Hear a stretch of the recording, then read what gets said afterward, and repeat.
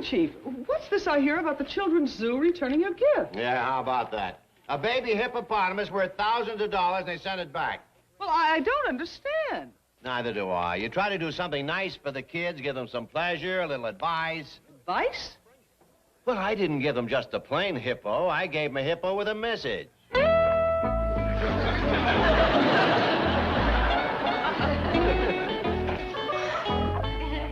Chief, how could you? Now, what's wrong with that?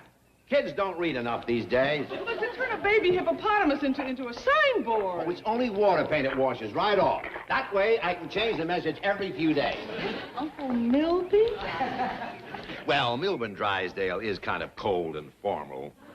Uncle Milby's more the real me. Warm, generous, fun-loving. Save your pennies in a pig or save them in a cup, but bring them to the Commerce Bank or I will eat you up. Kids love rhyme. Oh, but Chief, that's terrible. Well, maybe I can think of something better. No, I mean, the whole idea is thoroughly reprehensible. What are you talking about? I'm entitled to get something for my money. What money? You got this animal by foreclosing on a stranded circus. Well, what's the difference? A kid would have loved him. 1 week, we could have painted nursery rhymes on him, like, Pussycat, pussycat, where have you went?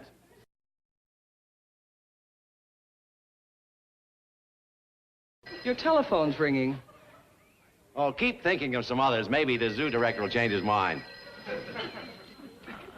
Don't you worry, little hippo. I'll wash this right off. Now, Jethro, I don't want any more arguments. I want a chicken pen, and I want it right up against Miss Drysdale's head. Well, Miss Drysdale ain't gonna like it. What she don't like, she can lump. If I put the pen up against the hedge, some of the chickens will slip through and go to scratching up Miss Drysdale's flowers. You think so? Is you trying to provoke a scrap with Miss Drysdale? Why, Jethro, she's my next-door neighbor. My dear friend. A lovely lady.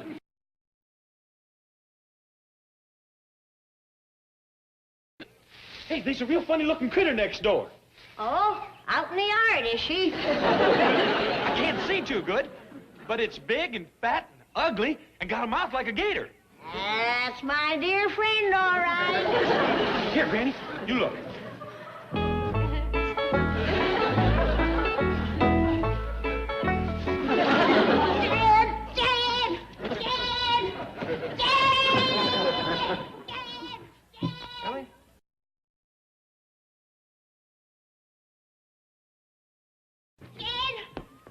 Complains when I tries to raise chickens in the back?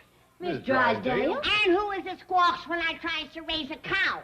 Miss Drysdale. And who is it screams to a high heaven when I try to run a goat or a sheep? Granny, what are you getting at? I'm getting at this. That spiteful woman has turned her backyard into a hog lot. A hog lot? Granny, Miss Drysdale wouldn't touch a hog with a 10-foot pole. She's got one now that she better not try to touch without a 10-foot pole. What do you mean? We raised us some big porkers back home in the hills. But this hog makes a razorback look like a ground squirrel. Come on, here. Come on. Is that a hog or is that a hog? That's a hog. Biggest thing I ever did see. When you yell suey at that rascal, you better not stand twixt him and a trough. You know something? I don't think that's a big hog at all. Shh. Don't mean mouth him, Ellie. I'd hate to get that hog riled. I mean, he's something else. Just better. I wonder where Miss Drysdale got to hold him. Ellie, run around the back door and ask her. Granny, I think this critter come from Africa. That must be someplace in Virginia. Virginia? Yeah, they raise awful big hogs there. Feed them on peanuts. Well, there's a goober grabber if I ever seen one.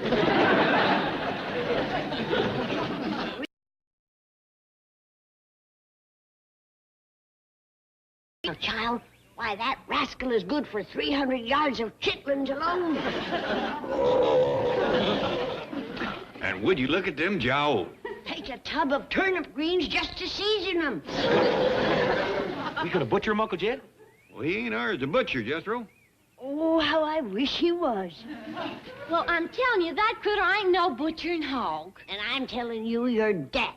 That animal is standing on a pair of 200-pound hams. And that bacon would fill a smokehouse. Look at the size of them pig knuckles. But listen, Ellie, you run ask Miss Drysdale where she got him, like I told you. And while you're at it, ask her, could we buy him off her? But, Paul, Ellie may do as you're told. Time is a-wasting. But, Jed, if you buy that rascal, we's gonna be eating high on the hog, sure enough. High, low, and in between. First thing I'm gonna do is send one of them hams to Lee Summit, Missouri. That Willie Marr thinks she can cure a big ham. Granny, can't you just send her a picture? Why, you'd be giving away 1,000 ham sandwiches. No, Jethro. Missouri is the show-me state. They gotta see it to believe it. They could see this and still not believe it. Granny, the maid says Miss Drysdale's back in Boston. Do tell. What about the mister? Well, he's down to the bank. Ain't nobody home but the maid, and she don't know nothing about this critter. Well, nobody's home, huh? Jethro, instead of a chicken pen, you make me a hog pen. Ellie Mae, you... Hog pen? Granny, you ain't fixing to bring this critter home. Well, somebody's got to look after him, Jed. He's wasting away to skin and bones. You leave him right there till I talk to Mr. Drysdale. Well, suppose he don't want to sell him. Well, then that's our tough luck. Come on, everybody. Giddy up, come on. Granny, I said leave that hog here. Jed, I'm doing everything I can to keep him here. I'm even sitting on him.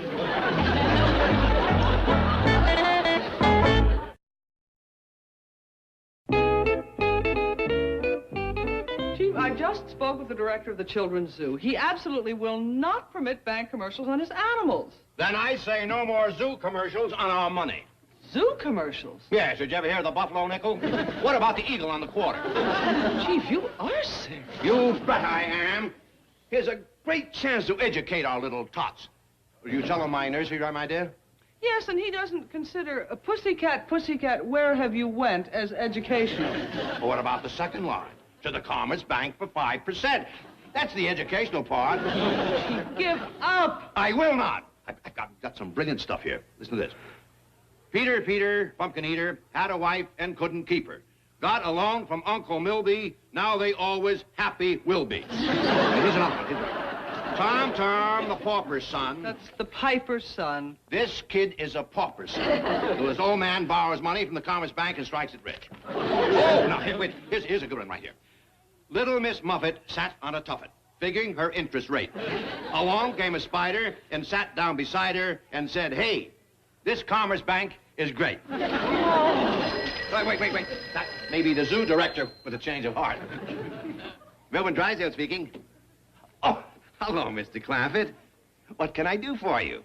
Why, Granny has just got a powerful hankering for that big fat hog of yours. Well, I'm sorry, but she's in Boston for a week. Don't tell him I'm hankering for it. That ain't no way to make a deal. I see somebody stuck there with a sick hog. Sick hog? Oh, he's in bad shape, Mr. Drysdale. His bristles have all fell out, and his tail has come on kink. Oh, I grant you he looks big and fat. But that's because he's a windsucker. All bloat. Take my word for it, Mr. Drysdale. That hog is dying of the epizootic. Oh, Granny, you must mean...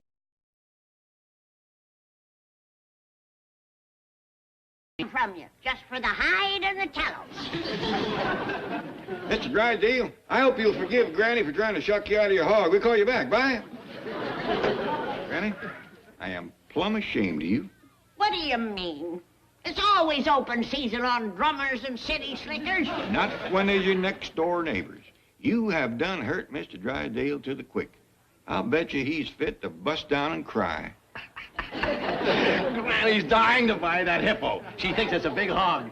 Chief, whether it's a hog or a hippo, she won't be allowed to keep it. Oh, I know that. Eventually, she'll have to give it to the zoo, the children's zoo. And there'll be a little inspirational message on him for the kitty. Where are you going? Sick leave. You're not sick. If I don't leave, I will be. Come out of there, dumb. Go on here. What you doing, Granny? Oh, I Hi, Jed. Hi, what you doing? Trying to get my rope out of the Drysdale's yard. Must have snagged on something like a root or a stump. Or a hog. A hog? Why, yeah. I'll bet you that's what happened. That poor starving critter probably swallowed the other end of my rope, thinking it was a big stalk of sugar cane. You think so? Yeah. We gotta save him, Jed. Why don't you call Mr. Drysdale, see if you can make a deal with him for that poor, sick, miserable beast. Granny, the other end of this rope is tied around that hog. Hang yourself. Hang himself? Yeah. Amongst hogs, that's known as suicide.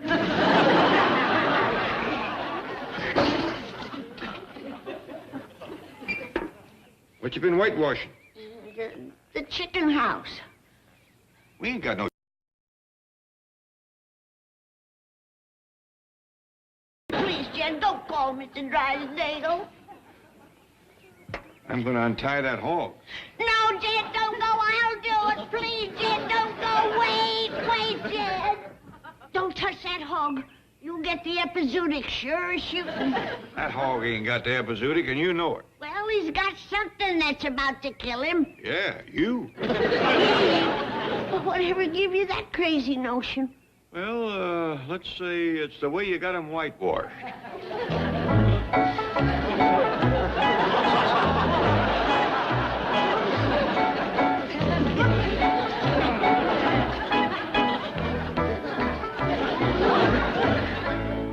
Wash this hog down, and then you're going to let him be.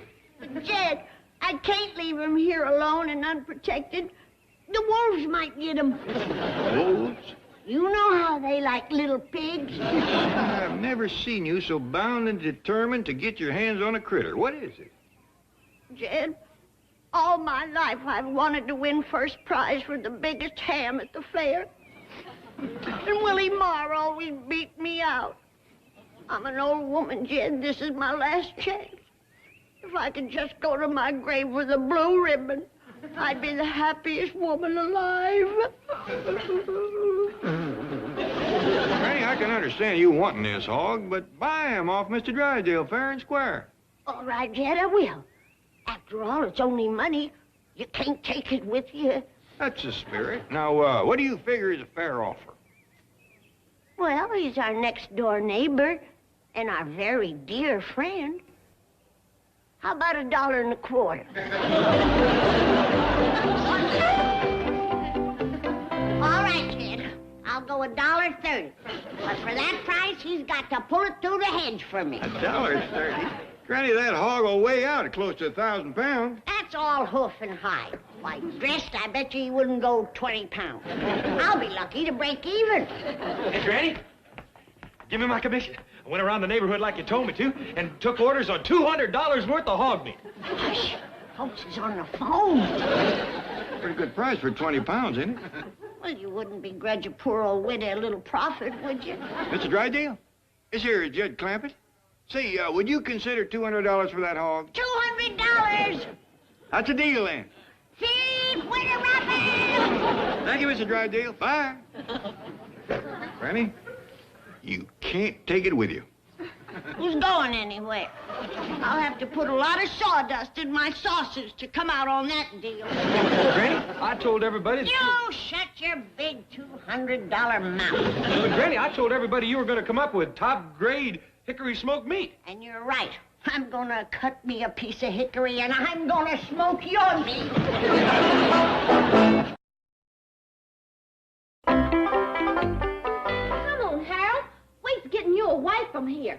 Let's go. Hey, Ellie, where you going with Granny's hog? I'm taking him to the zoo because he ain't no hog. Well, he better be a hog. I done sold $200 worth of that rascal, and I ain't even up to his spare rib. Well, this critter's what you call a hippopotamus. Can you get $200 worth of bacon, pork chops, or country sausage from a hippopotamus? No. Then this is a hog. No, it ain't. It's a hippopotamus. Don't say that, Ellie. You're going to cost me a fortune. Look, I'll show you what my commission comes to on what I've sold up till now. Look at here, $200 worth of orders. Now that's 2 naught naught dot naught naught. Now I get 5%. That's dot naught 5, and I put that under the naught naught and times it. Let's see, 5 noughts is naught, 5 noughts is naught, 5 noughts is naught, 5 noughts is naught, 5 noughts is naught, 5 twos is 1, and a naught. Now I just add that all up and put down the knot. Well, I made me $1,000 commission. Oh, $200 worth of orders? It looks like in the meat business, the money's in the selling. Hog, I'm gonna get rich just selling your sausage. There ain't gonna be no sausages, 'cause this here is a hippopotamus. It might be a hippopotamus now, but it's coming out of that sausage grinder a hog. No, it ain't. Yes, it is. Don't find me down to Ellie Mae. That hog ain't to be played with. Now, you take him around here. What do you need, Granny? Ellie will take our hog to the zoo. Ellie's gonna take him back to the trough like I told her. But, Granny, listen. Now, you listen, child. That hog's hind leg is gonna send me to my grave a famous woman. For years, they'll be talking about the Daisy Moses Memorial Ham. Right on, Jethro?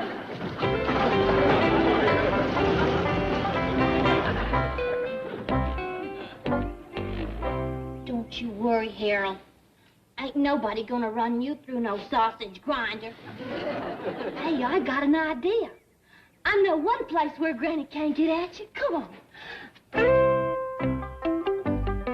Chief, the owner of the circus just called. Oh, good. Did he get the bank commercial tattooed on my fat lady? Of course not. He wants to know if you'll take a baby elephant off his hands. No, I won't. The Children's Zoo would love to have it. They would, eh? Well, maybe we can work something out. Now, let's see. A nickel drop into my trunkhole. Draw 5% from sweet old uncle. No, Chief, no. I have told you the Children's Zoo will not permit you to paint bank commercials on their animals. Then they don't get the elephant. No more, Mr. Nice Guy. Chief, listen, please. It seems that the baby hippo and the baby elephant were inseparable companions. Now the baby elephant is pining away for his friend. They should be together. But how can they be? I just sold the hippo to the Clampetts. They think it's a big hog. Hey, wait a minute. Maybe I can tell them the elephant is a long-nosed calf. Can we come in? Granny, Jethro, how are you? How's that big hog? He's too darn high. That's how he is.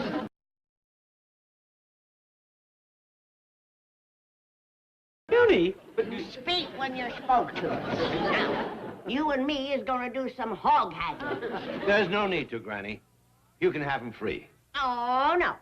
I came here to haggle, and we's gonna haggle. Now, you set a price, then I'll make an offer.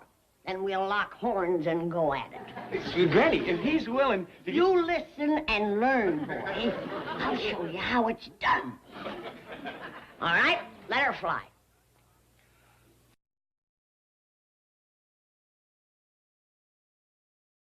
What? 50, and that's my last offer. Well, all right. So? Get him. He don't know what hit him. Granny, he was going to sell you the hog for $30.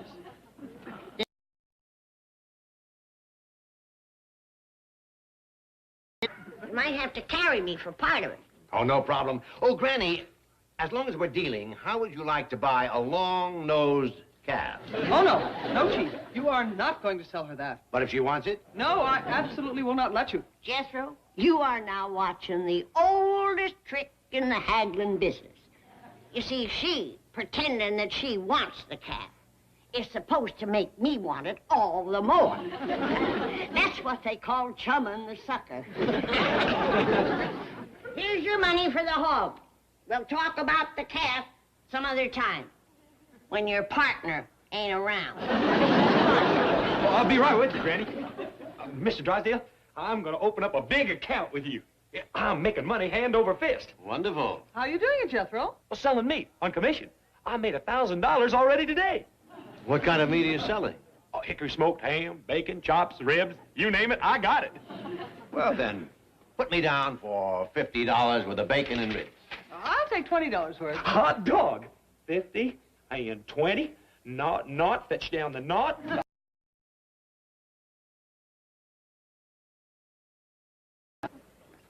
I've done made another $350. Jethro, when do we get the meat? Oh, quick as Granny butchers that big hog you done sold her. What did he say? He said, quote, quick as Granny butchers that big hog you done sold her, unquote. I thought that's what he said. I'd better get Mr. Clampett on the phone and tell him to stop Granny. I'll say you'd better. And if anything happens to that hippo, Uncle Milby will be Uncle Mud. Children will picket this bank. Moppets will mob you in the street. Their parents will withdraw their money. Mm-hmm. Well, there's no answer. You don't suppose those hillbillies already have... If they have, you had better leave town. My hog is gone! My hog is gone! Hog leopers! Call the police! Fetch my gun! Get out of Posse! Different, where's my hog? Ain't he at the trough? No, he's gone! Oh, I done been wiped out. I wanted to die famous. I bet you Ellie done took the hog to the zoo. I don't hardly think she'd do that in her swimming suit.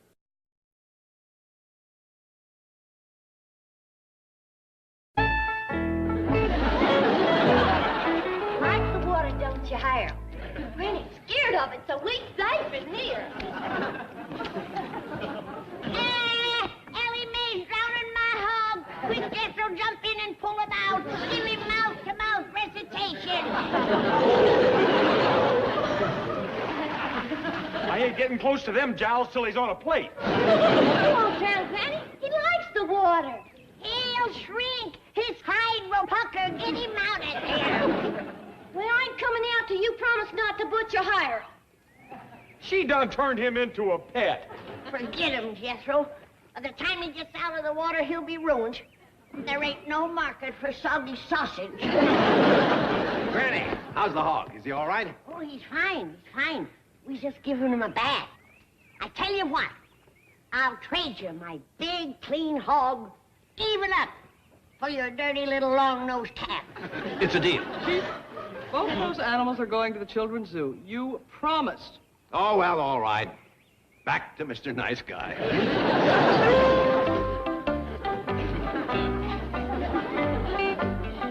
Mr. Drysdale, I don't want to shame you in front of nobody, but that ain't no long-nosed calf.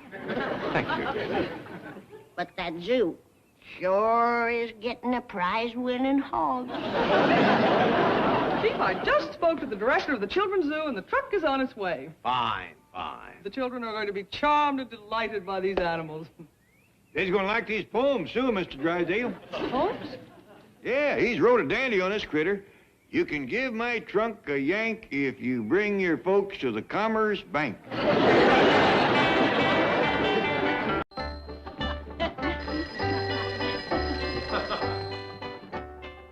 Ted Clampett speaking. Good morning, Mr. Clampett. Are Granny and Ellie back from the hills? No, but they's due any minute, and I sure will be glad to see 'em. Keeping a wild animal fed is quite a chore. Well, no, ma'am, I don't mean Jethro. Ellie left me with his grizzly cub, but he goes after victuals a heap like Jethro. You ever burp a bear, Miss Jane? Burp a bear? Well, no, I... Oh, good morning, Chief. If that's a personal call, leave 15 cents. If you'd like me to come over and help, I have had some experience handling beasts. Well, that's real nice of Miss Jane, but Cousin Bessie is helping with the other little critters.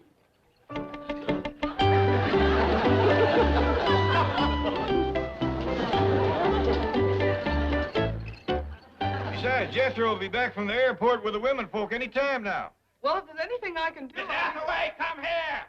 I'm afraid I have to hang up now. Captain Bligh wants me. You called? Where's my morning newspaper? Well, Chief, I don't think you should see it. It will only upset you. What could upset me after what I've been through with those hillbillies? Jethro gets his induction notice. Jed buys him a tank. I have to be his tank crew. He dresses me up like Von Hindenburg and I get arrested, and I'm going to be upset by the morning paper! Chief, everybody in the bank will hear you. Gosh. This gets out. I'll be ruined. Oh, no!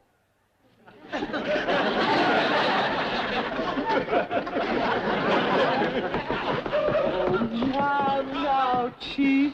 Old soldiers never cry. It's so unfair. Jethro dressed up like General Patton and nobody even saw him. Now, Chief, it's all over. Jethro returned the tank, and right now he's bringing Granny and Ellie home from the airport. Get me out of this thing! Granny, you're busting my eardrum! Hush up, both of you. This is the last time I'm ever hauling females in my tank. Jethro? I thought you took that tank back to where you got it. I did, Uncle Jed. But when I seen the kind of respect a tank general gets, I had to buy it back. You should have seen him saluting me at the airport. Soldiers, sailors, Marines, Air Force. Granny and Ellie. In a tank. Jed, fetch my medical bag. Are you hurt, Granny? No, it's for the general. I ain't hurt. I ain't down there yet. Now, Granny, Jethro's going in the Army. Let's be easy on him. Jed, do you know what that boy put Ellie and me through? There ain't room in that thing for 4. No, I am neither. Did you say 4? Yeah, we brought you back a surprise. Come on, Pearl. Oh, Pearl, come with you. Well, that's what we call her. Come on, Pearl. I'll take you around back, Paul. We named the pig for Jethro's ma, because it was Pearl who give it to us. Noisy little critter. That pig was the quietest female in the tank. You're asking for it. Watch out, civilian. You're talking to a 4-star, 2-gun general. Go take them suitcases upstairs. Oh, I need me a aide. First aid is what you're going to do. Jed, how in the name of Stonewall Jackson can the Army give him 2 guns and a tank when he's dangerous enough with a knife and a fork? Remember, he ain't in the Army yet. Now, this whole thing was my doing. Yours. Yeah, you see, I read somewhere that it costs the government between $35,000 and $40,000 to train and outfit each boy. I reckon you know they is having money troubles back in Washington. I know I got a trunk full of Confederate bonds they ain't redeemed. Oh, they is deep in debt. So I figured, with me having all them millions in the bank, the least I could do was to pay Jethro's way. Lots of folks outfitted their own boys during the Great War. Mm-hmm. That was the war twixt the North and the South. The yellow and the gray. Huh? The gray really won, you know. Granny, I ain't lifting the lid off of that pot.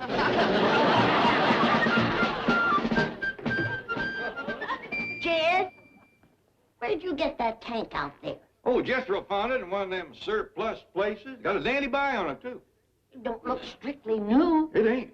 But according to the used tank salesman, it belonged to a little old lady in Pasadena who only drove it Sundays on the freeway.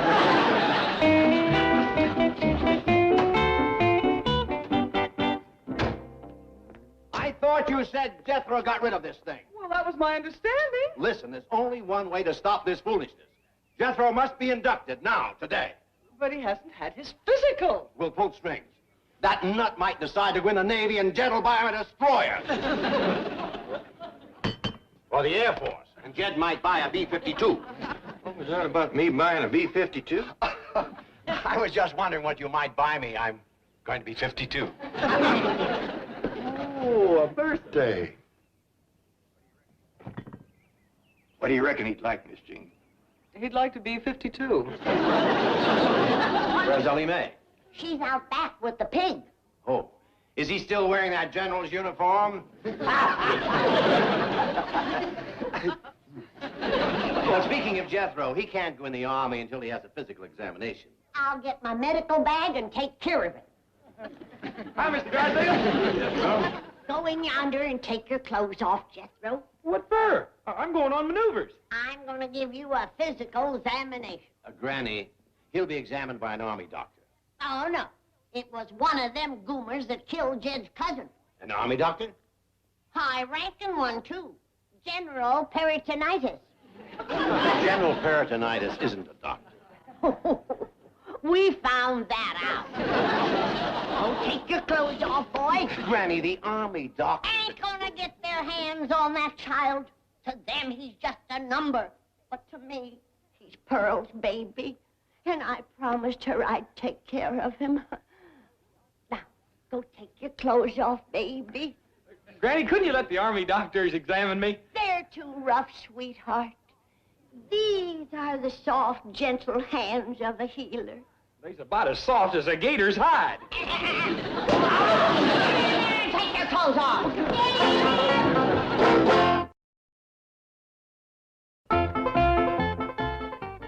By the way.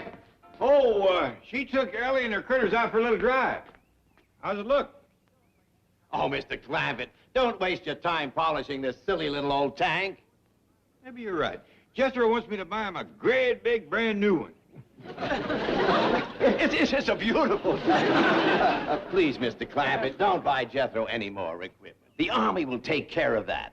They'll train him, outfit him, give him 3 square meals a day. They'll turn him into a real fighting man. They sure will if they cut him down to 3 meals a day.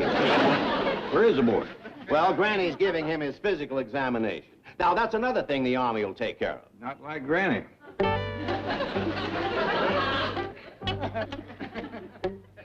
Your temperature's normal. 142.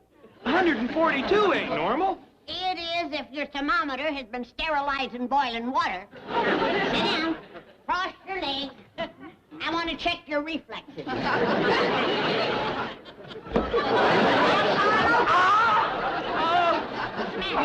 I got a busted knee. Oh, how long have you had that? The Army don't like crybabies, Jethro. Now sit down. They won't even let me in the Army. All crippled up like this. Sit down before I give you another promotion. Promotion? That's right. I done give you 1 stripe. You want a buck for a corporal?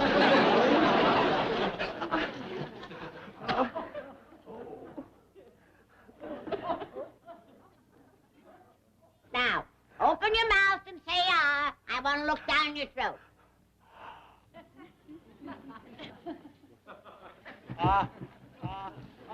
Set stealer, you're going to get a grilled gullet.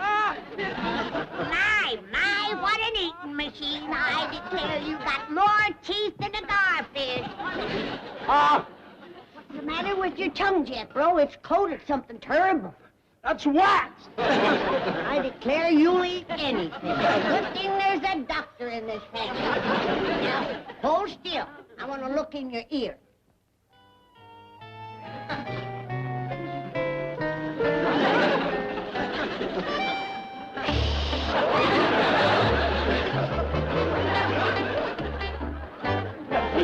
Just as I suspected. What? What's the matter? Nothing. Some things the patient is better off not knowing. And now I'm going to take care of that busted knee.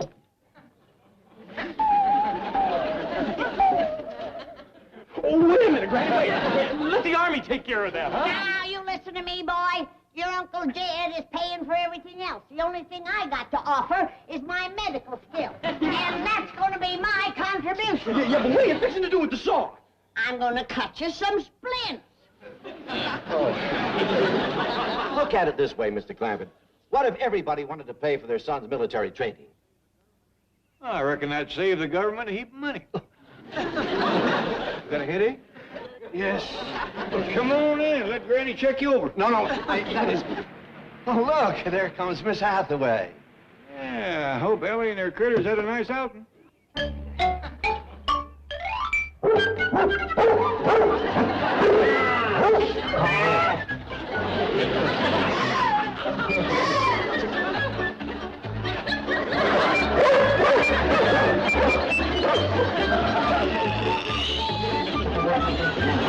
Must have looked something like that when Noah landed the ark.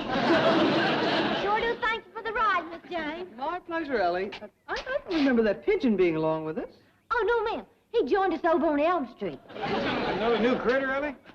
Just a little old pigeon, Pa. Go shake hands with another little old pigeon. Miss Hathaway, rush me down to the Army Induction Center. You gonna join up, Mr. Drysdale? Oh, no, I'm going to fix things up for Jethro. Pull a few strings. Make sure that he gets in. Well, that's mighty nice of you. You tell him that Granny's already given him this physical, and I'm gonna pay for everything else. Sure, I'll tell him. Let's go. All right, boy. You can put your clothes on now. What'd you say, Granny? I said you can put your clothes back on. Well, how'd Jethro make out on his physical, Doctor? I passed bless him, Jed. But he's got some bad health habits he ought to break. Oh? What are they? Well, for one thing, he eats hot wax. Hot wax? Got the roof of his mouth all sooty. Keeps bumping into things and busting his knee. Granny, I can't get my general's uniform on over these splints. The splint stays on. Huh? I said leave him on! Doctor's orders! And if the knee gets to paining too much, chew some of these gimp leaves. Oh, gee, Granny, I don't need any of this. Well, boy, Mr. Drysdale said... Mr. Drysdale said, wear your regular clothes to the army place. No uniform. Doggone. I ain't hardly in yet, and already I done been busted back to a civilian. Well, seems hard to hear it. I put corks in his ears. What's first? So the wind won't blow through. I'm telling you, Jed, if you was to finger his ears, blow into his mouth, you could play his head like a ocarina.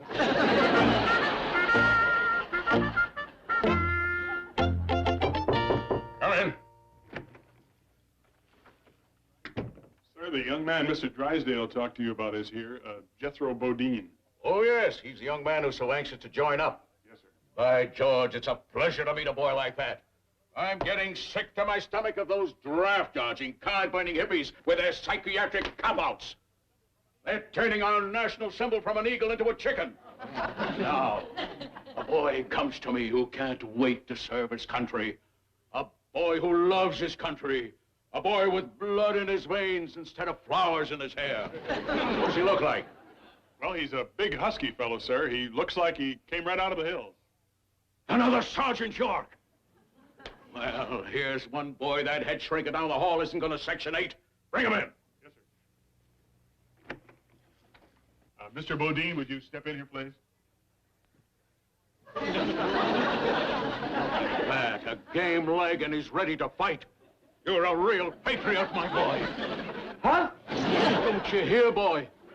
What'd you say? Crippled, hard of hearing, and he's ready to serve. Can you see, boy? What? Don't you worry, lad. We'll mend that broken body. You've got the soul and the spirit of a hero. Lord Nelson had only one arm, but he saved England. Process him, Sergeant. Yes, sir. This way, Mr. Bodine.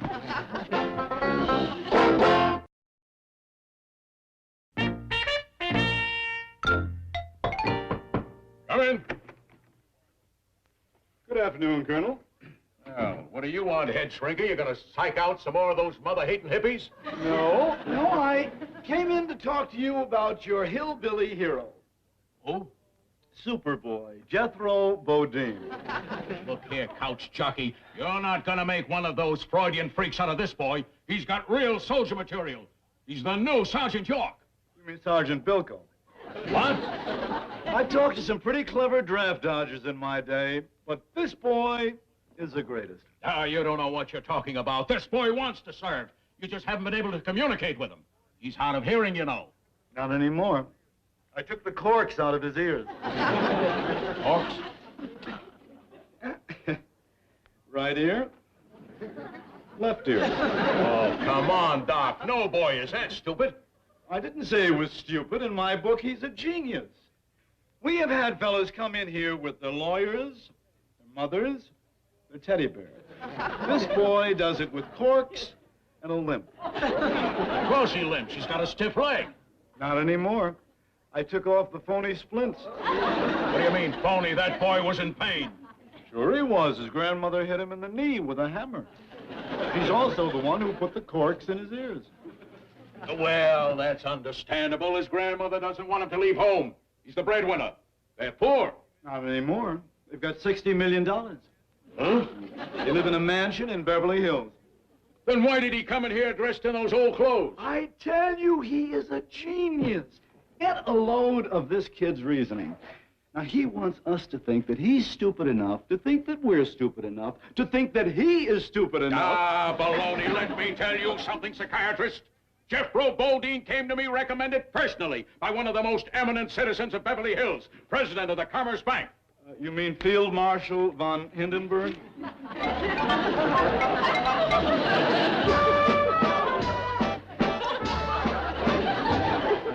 I don't understand this. It's all part of an elaborate plan to keep this boy out of the Army. I tell you, it's brilliant. They have spared no expense. The brain that conceived this idea... Come in! Excuse me, sir. You too, sir. Can I join the Army now and go to the front and commence the fighting? Really want to go, Jethro? Oh, yes, sir. There's just one thing. Sure would like to have me some victuals first. What?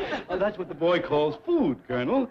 Jethro, sit down, son. Yes, sir. Thank you. Colonel,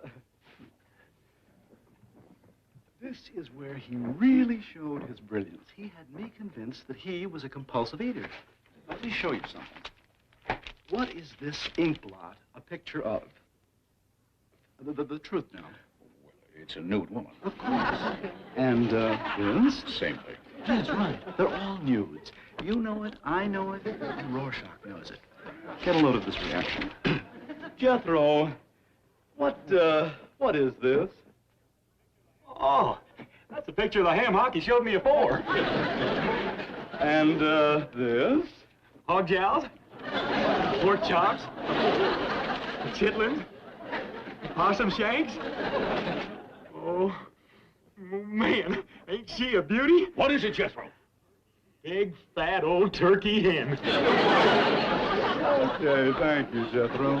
Can I join now? It won't cost you nothing. Uncle Jed's going to pay my way. Pay your way in the Army? Well, yes, sir. Board, room, uniform, guns, tanks, airplanes, everything. I wonder if I could talk to this uncle of yours. Sure. You can talk to my whole family. I'd like that. I'll go fetch them right on down. Hey, and I can show you some of the things my Uncle Jed done bought for me, too. Hey, now you wait right here now, you hear? Don't worry, we will.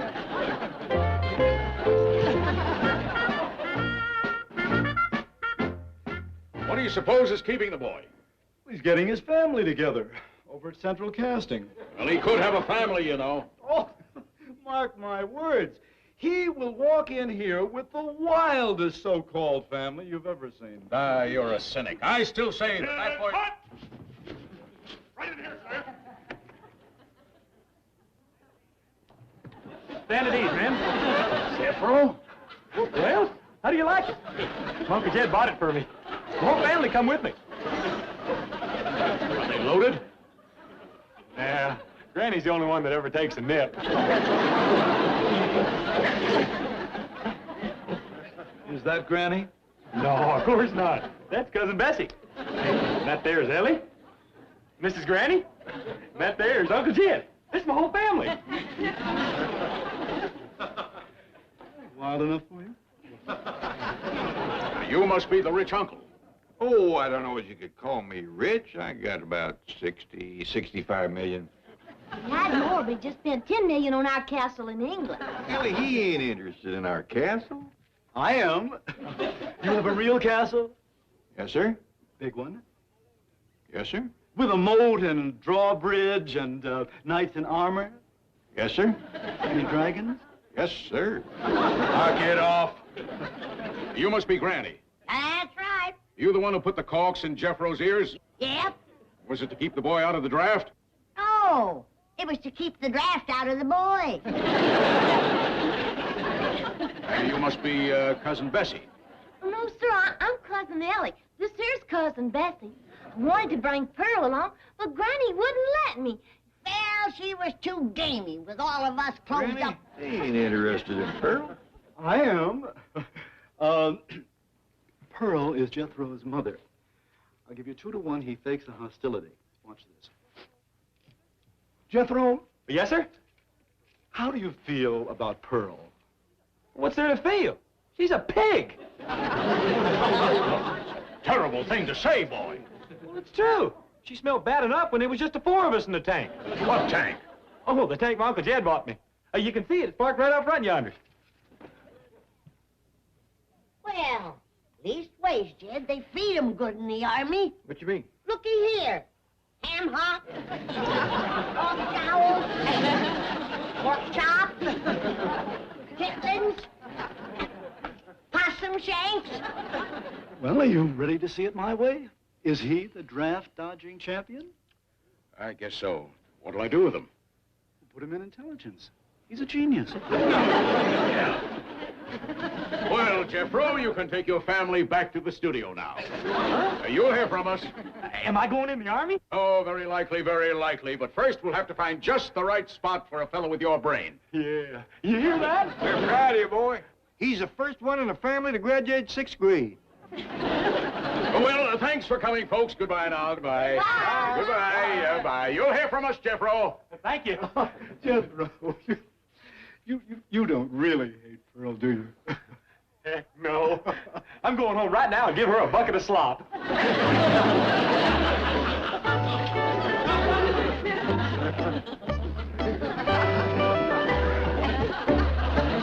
playing it right to the finish. The girl, the ape, grandmother, the millionaire uncle, all piling it in that little tank. There goes the general. A real, authentic genius. I sure hope the Army can draft him before the CIA hears about it. Au revoir, mon general. Better man than I am, Gunga Din.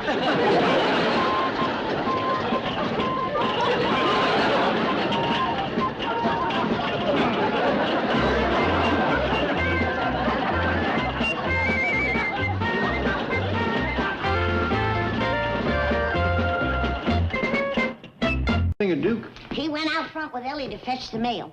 I sure wish they'd hurry. I'm expecting a letter from my sweetie in Hooterville. Sam Drucker? You guessed it, kid. That's my fella. Oh, you keep him in the sugar jar, do you? That's where he belongs, the sweet old rascal. Here's you and Sam are kind of serious. I guess you think it's kind of silly for someone so old. Not at all. Of course, I ain't no chicken myself. Granny? Granny, you got a letter from Hooterville. Let me have it. Oh, it's coming with the rest of the mail by Pony Express. Pony Express. Come on, Red Ryder.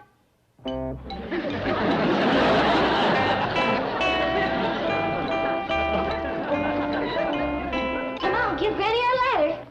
The mails ain't slow enough. I have to have an 8 for a postmaster.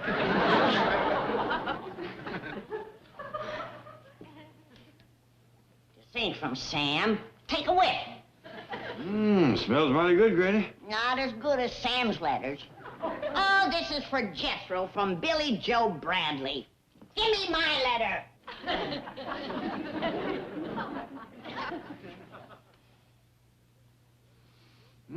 This one smells better than Billy Joe's letter. Not as good as Sam's. This one's for Jethro, too, from Bobby Joe Bradley. Hey, Jethro, couple of letters for you. Now, listen, you little goomer, you give me my letter, or you and me is gonna play cowboy and Indian, and the Indian is gonna win.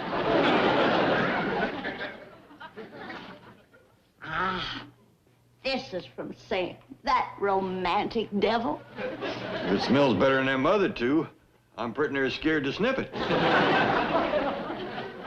Maybe you're wrong, Granny, but that smells like spare rib.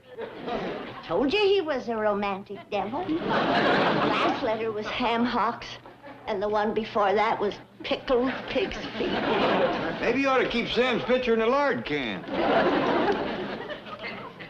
Oh, Jed. Spare rib? Oh, it's gone beyond that. Well, doggy. Sow belly. The fragrance of love. He's getting serious, Jed. First it was pig's feet, then ham hocks, then spare ribs, and now sow belly. I see what you mean. He's headed up that hog straight for the heart. I best go sit down. This is bound to be a proposal. Now, Granny, before you get your hopes up too high, you reckon them fragrances could be on account of Sam writing his letters on butcher paper? Oh, no, kid. This ain't no accident. That rascal knows what he's doing. He has done stirred up the fires that I thought was banked for good. Jethro, I'd like to be alone while I read my love letter. You think you've got a love letter. Get a whiff of these. That's kid stuff. I think it is. Both of them beautiful Bradley girls has promised to marry me. Both of them? Yeah, they know us big Hollywood producers has always got lots of wives. Not at the same time, booby. Well, then they'll just have to take turns. I'll marry Billy Joe one day and Bobby Joe the next. Yes, Joe marries like he eats. Can't wait for the second helping. Sit down, Jed, and I'll read you my letter. Ain't it kind of personal? Oh, you might find it a mite racy, but you're a grown man. True. If it commences to give you high blood, just raise your hand and you can leave the room. That's fair warning. Dear Granny, I hope you will come to Hooterville for Christmas, all of you. Do you hear that, Jed? He wants all of me. Takes a bit right in his teeth, don't he? Yesterday I saved my sausage, skinned my chitlins, and hung my ham. I hope you like them, sugar. Bold rascal. Called you sugar, did he? Read it for yourself.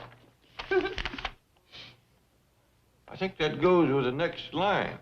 I hope you like them sugar cured. Read your own mail. Yeah, I'm just trying to help. Your fire's been banked so long he's done gone out. Yeah, now. All right, you just make arrangements to get us to Hooterville, and I'll take it from there. Fair enough. I'll go talk to Mr. Drysdale. He's alone now, Sam. Lay it on the line, you saucy scalawag. Granny, are we going to Hooterville for Christmas? Yeah, honey, but don't bother me now. I think Sam's building up to a proposal. Well, is Mr. Drysdale going to take care of my critters like he done Thanksgiving? Yeah. To hear that, Fairchild? Mr. Drysdale's going to be giving you breakfast in bed again. Oh, no, he ain't. Not in my house. Oh, but Fairchild likes it. Well, I don't. Now, you let Mr. Drysdale board him over to his place and let him get his sheets all torn up with them claws. Fairchild wouldn't do that? He wouldn't, huh? Come, take a look. Look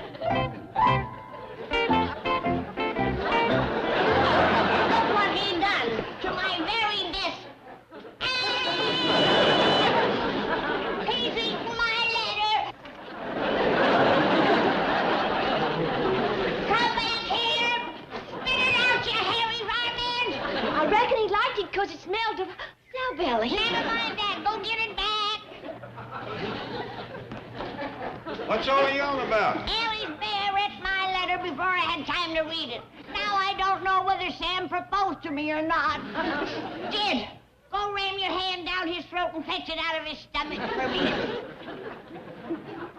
I believe I'll pass on that. You can do it. You got long arms. Yeah, I want to keep him that way. Maybe Ellie can get him to cough it up. Well, if she don't, we're having brisket of bear for supper tonight.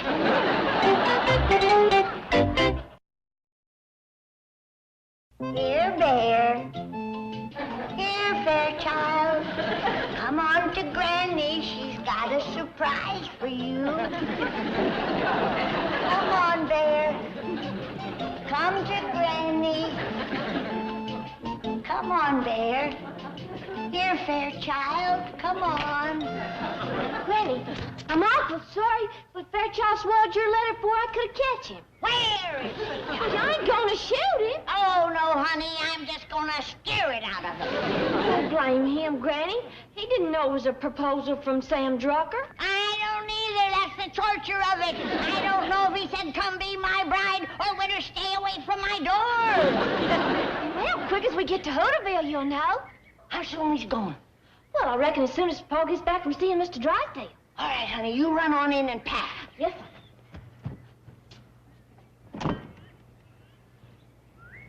Come on, little bear. Come on to Granny.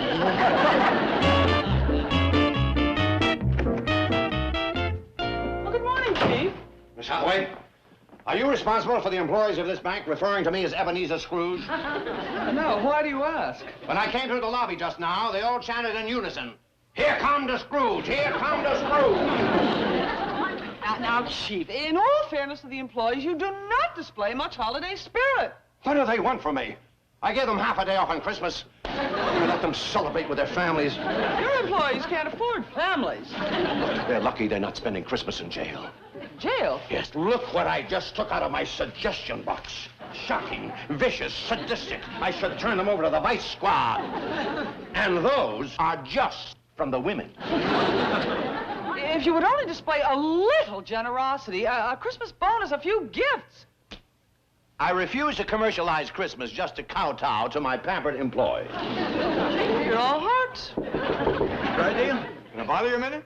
Oh, come in, come in. Howdy, Miss Jean. Clampett? Hey, that's quite a blaze you got going there. Oh, yes, well, you see, every Christmas I burn all the widows' mortgages. What does it feel like working for a man like Mr. Drysdale? Well, I'll tell you. She just told me, she said, Chief, you're all heart. What's that? Mr. Drysdale's employees, they're staging a demonstration. Go put it down. I mean, go talk to them. Me? Sounds to me like it's you they want, Mr. Drysdale. Oh, you're right. They love me. I'm a father image to them. Coming. I'm coming, children.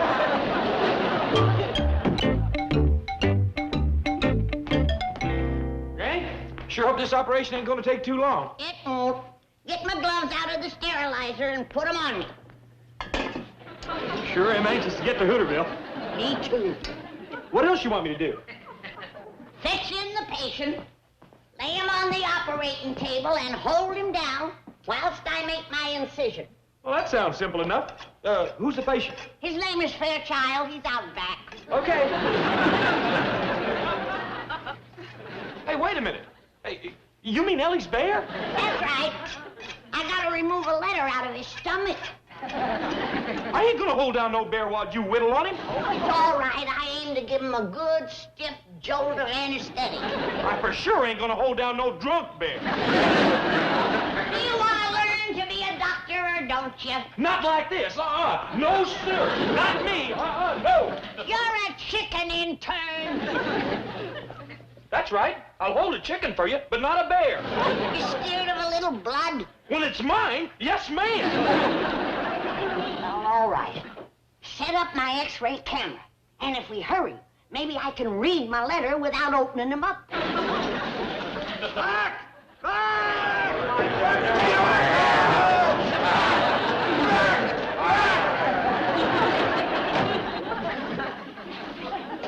Did you break up the employee demonstration? Demonstration? It was out-and-out mutiny. They demanded the full day off Christmas. Oh, I can't control them with these anymore. Get me a couple of police dogs and some tear gas. Mr. Clampett is in your office. Oh, that's right. And here, while you were flogging the mutineers, they sent up this beautiful gift. There you see. They need discipline. They love me all the more for it. It shows them that I care. Sorry to keep you waiting, Mr. Clampett. Oh, my employees gave me this. Well, ain't that nice?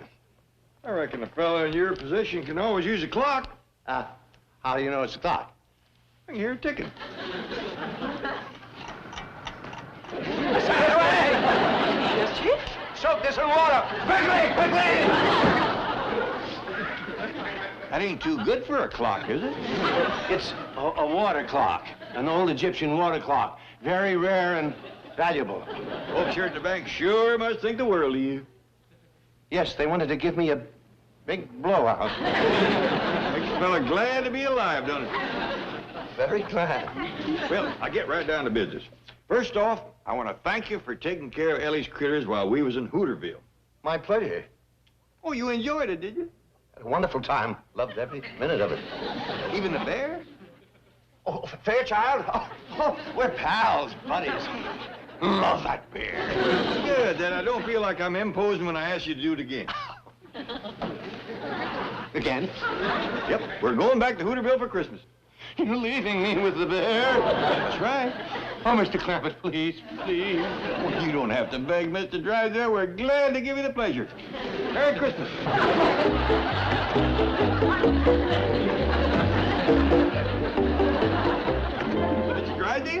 Them employees of yours sure love you. They just sent you up another clock. Thinking a way to beat the band.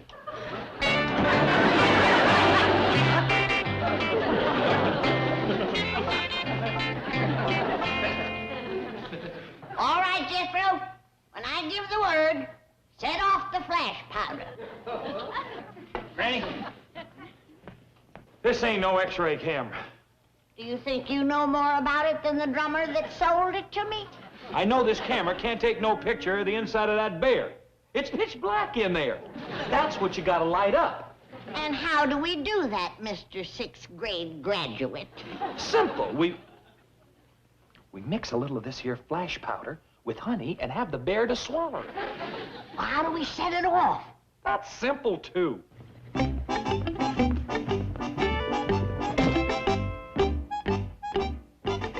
Unscrew the bulb out of the lamp.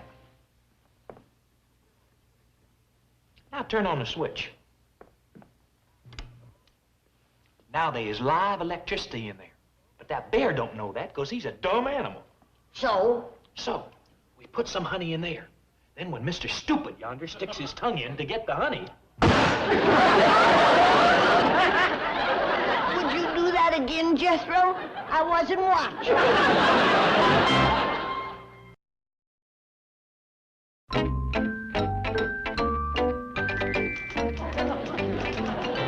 Howdy, Miss Jane. Jethro! What happened? You weren't set upon by angry bank employees, were you? No, ma'am. These is powder burns from the explosion. Were you there when the clock went off? No, ma'am, but I was there when the flash powder went off.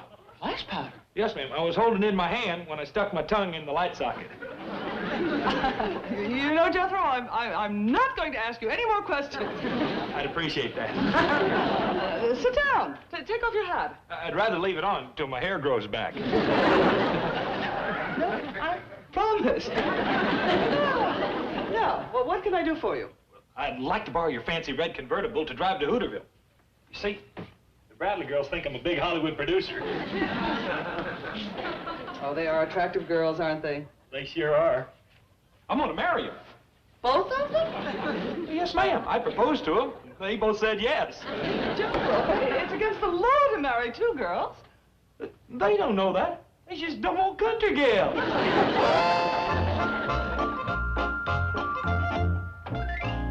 Hi, Billy Joe. Bobby Joe. Good morning, Mr. Drucker. I put your postmaster cap back on. We have 2 more love letters to mail to our fiancé, Jethro. And these are going to need stamps made of asbestos. Yes, we're telling him our plans for the honeymoon.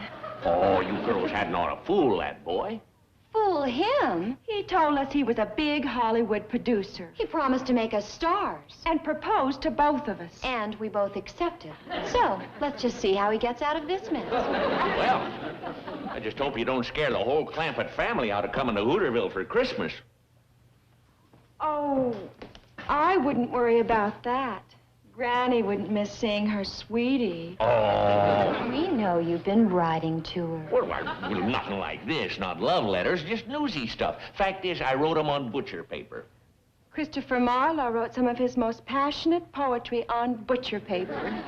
Come live with me and be my love. Oh, I bet Sam topped that. Come live with me in Hooterville, and we will all... Oh, now, doggone it, you girls cut that out there. Granny ain't got a serious thought in her head about me.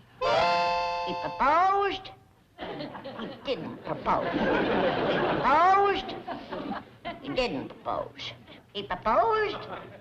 He didn't. Granny, I just talked to Mr. Drysdale. We's all set to go to Hooterville. Wait a minute, Jed. He proposed it. He didn't propose. What do you know? I take it you didn't get Sam's letter back. It's driving me crazy, Jed. I don't know whether he asked me to get married or to go fishing. Yeah? Why don't you play it safe? Take a wedding dress and a bait bucket. Ain't fun. Suspense is just killing me. Well, why don't you do a little fishing on the telephone? What you mean? Call up Sam, hint around. Maybe you can find out what he wrote. Oh, that's a good idea. Now, look, girls, I don't have any more time for nonsense. Here, help yourself to stamps. Postmark those and put them in the out-of-town box. I'll get it. Drug store. Really? Just a minute. Oh, Sam, it's for you. It's Granny from Beverly Hills. Well, we're going to have to start writing our love letters on butcher paper. Hello? Who was that flibberty-gibbity? Oh, Sam, it's for you. Oh, that was Bobby Joe Bradley. Did you get my letter? I sure did, Sam. That was a dandy letter. Do you remember what you wrote? No. Do you remember the question you asked me? Yeah. He popped the question. Well, Sam, it was sure sweet reading it, but it would be even sweeter if I was hearing it from your own lips. You mean right now? Well, here it is. Will you come to Hooterville for Christmas, all of you? That was your question? Well, that was one of them, yeah. Try me on another one. Well, I don't remember everything word for word. Where is the letter? You wouldn't believe me if I told you. Let me ask you a question, Sam. I'm wondering what to pack. Should I bring something old and something new and something borrowed and something blue? Oh, for the wedding. Yeah. Well, Granny, about that wedding. Listen, don't you dare tell her that we're putting Jethro on. Well, listen, Granny, we'll have to talk about that after you get here. But, Sam! No, I'm awful sorry. I can't talk now. You hurry on to Hooterville, and we'll be looking for you. Bye. Sam, listen, Sam. Still don't know for sure. He mentioned a wedding, and then he started crawfishing. Granny, the sooner we get going, the sooner you'll know. I'm going to take that Sam Drucker a jar of my pickled muskrat tails. Muskrat tail? Ain't they got love powers? You betcha. He sow-bellies me, I muskrats him.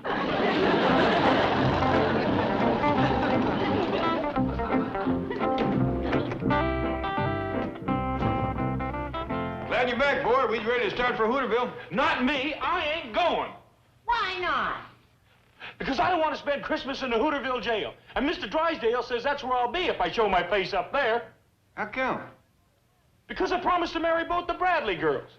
He says they'll get me for alienation of affection, a breach of promise, a bigamy, fraud, and something called a proli-noli dictum. What's a proli-noli dictum?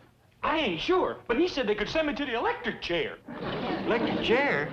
Yes, sir. And once you stuck your tongue in a light socket, you don't want no part of that rascal. I think he was just green. Leave him here, Jed. I just can't wait no longer. Well, how are we going to get there if Jethro don't drive us? Oh, I'll drive you down to the bank, and Miss Jane can drive you the rest of the way. Fairchild's ready to go stay with Mr. Drysdale. Oh, you don't have to leave him there now, Ellie. Jethro's staying home. Oh, no, I ain't. The police might come looking for me here, and they ain't gonna get me for no proli-noli dictum. Noli dictum? What does that mean? Nothing. I made it up. Scare the daylights out of Jethro. He won't go within 1,000 miles of Hooterville. Chief, that was terrible. It was brilliant. Sam Drucker is not luring my hillbillies to Sin City, USA. Sin City? Hooterville, the Cosmo, the Corn Belt. Oh, I feel wonderful. Where's my whip? I'm going down and flog the tellers. Come in. Excuse me, Mr. Drysdale. I wonder if I could ask you another little favor. Anything. The answer is yes before you even ask. Thank you. Miss Jane, would you mind driving us to Hooterville? I'd love to. Wait a minute. What about Jethro? I'm staying with you, Mr. Drysdale. I might need a lawyer. Here's your friend, Mr. Drysdale. He's just a honing and a pining to spend Christmas with you. Why, Mr. Drysdale, here's a present for you. Oh, thank you, Granny. Oh, it ain't for me. The tellers downstairs asked me to give it to you. They sure love that man. Well, let's go. Merry Christmas. Merry Christmas. Merry Christmas.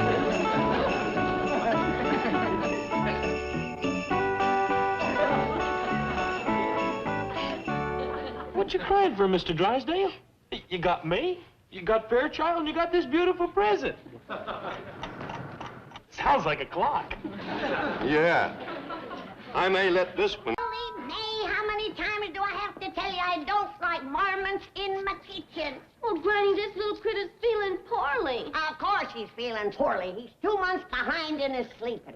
What you mean? Bears is supposed to curl up and snooze all winter. But in this crazy California, it's summer all winter. Poor little mixed-up fella. Here it is January, and look outside. What do you see? The sun is shining, the birds are singing, the flowers is blooming. It's enough to make a body sick. We sure don't have no seasons here. Just two, wet and dry. You've either got mud or dust. New calendar for you, Granny. Is that all I got? Yes, ma'am. All the rest of the mail's for me. What is it, Granny? The First National Bank of Bug Tussle. Fred James, president. That's Jesse's grandson. Jesse James's grandson was president of a bank? Yeah. It's a good thing Jesse never lived to see that. Ellie, look at this beautiful snow. Sure is pretty. Little bear, if you was back in the hills, you'd be snuggled up in the den with your mama and papa, sleeping away the winter under a fleecy blanket of this beautiful white snow. I miss it so much. Granny, you never used to like snow. Me? I never liked snow. Well, that's right.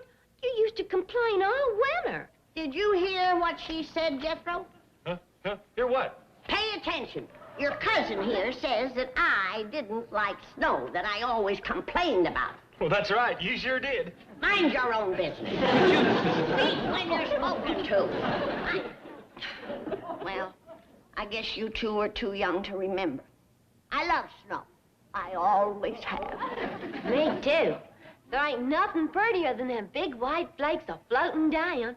I used to say that was Mother Goose shaking out her feather bed. Remember how the windows used to get all icy? That was Jack Frost painting his pictures. They's a great pair, Jack Frost and Mother Goose. And remember how we used to scoop up a pan of snow and put vanilla and sugar in it and make ice cream? Oh, Ellie Mae, you're making me so homesick, I can't stand it. What's everybody doing inside on a beautiful day like this? You call this beautiful? Look out there. Sun is shining, the birds are singing, flowers are blooming. Please, Jed, you're turning my stomach. How'd you like to be back home with all that snow and ice? How soon can we leave? You mean you want to be back there? We all do. We was just sitting here talking about how much we'd all like to go back home to the snow. Ain't that right, young'uns? Yes, sir, Granny. Ain't that right, Jethro? Huh? What? When are you gonna learn to pay attention? He's having a family talk. What about? About how much we'd all like to go back home to the snow. Not me. Who asked you? Oh, you said... Now, stop butting in when you ain't needed. He wants to go, Jed. No, I don't, Uncle Jed. Look at all these business opportunities that come in the mail. I'm gonna be rich in no time. Nah. What is all this, boy? Offers for jobs. I can sell bluing house to house. Or open a worm farm. There's a fortune to be made in red wigglers. And here's another. Grow mushrooms in your own basement. Here's an offer to be a Western distributor for an Eastern buggy whip company. And here's a company that wants me to sell false teeth on the telephone. How did you get all this?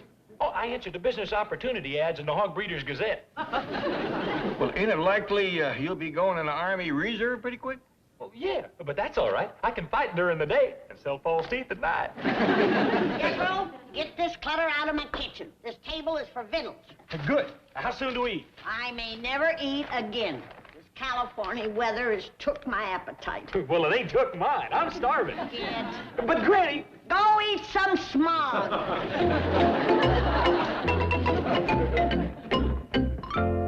You may have just solved one of the biggest problems out here, Granny. If he can trap that stuff on a plate, he might just get rid of it. No mood Never a joke, kid. I'm homesick for snow so bad that I could jump in a hole and pull the hole in after me. What is all this sudden hankering you got for snow? You used to hate it. Me? I hated snow. You hated snow so bad you used to bring the cow in the kitchen to milk her. I did that for her, not me. She couldn't stand cold hands. You couldn't stand cold anything. Why, the first little frost you used to say it was so cold the wolves was eating the sheep just for the wool. I never said that.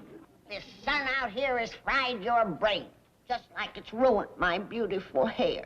The sun ruined it? Bleached it gray. Why, back home it was as black as a raven's wing.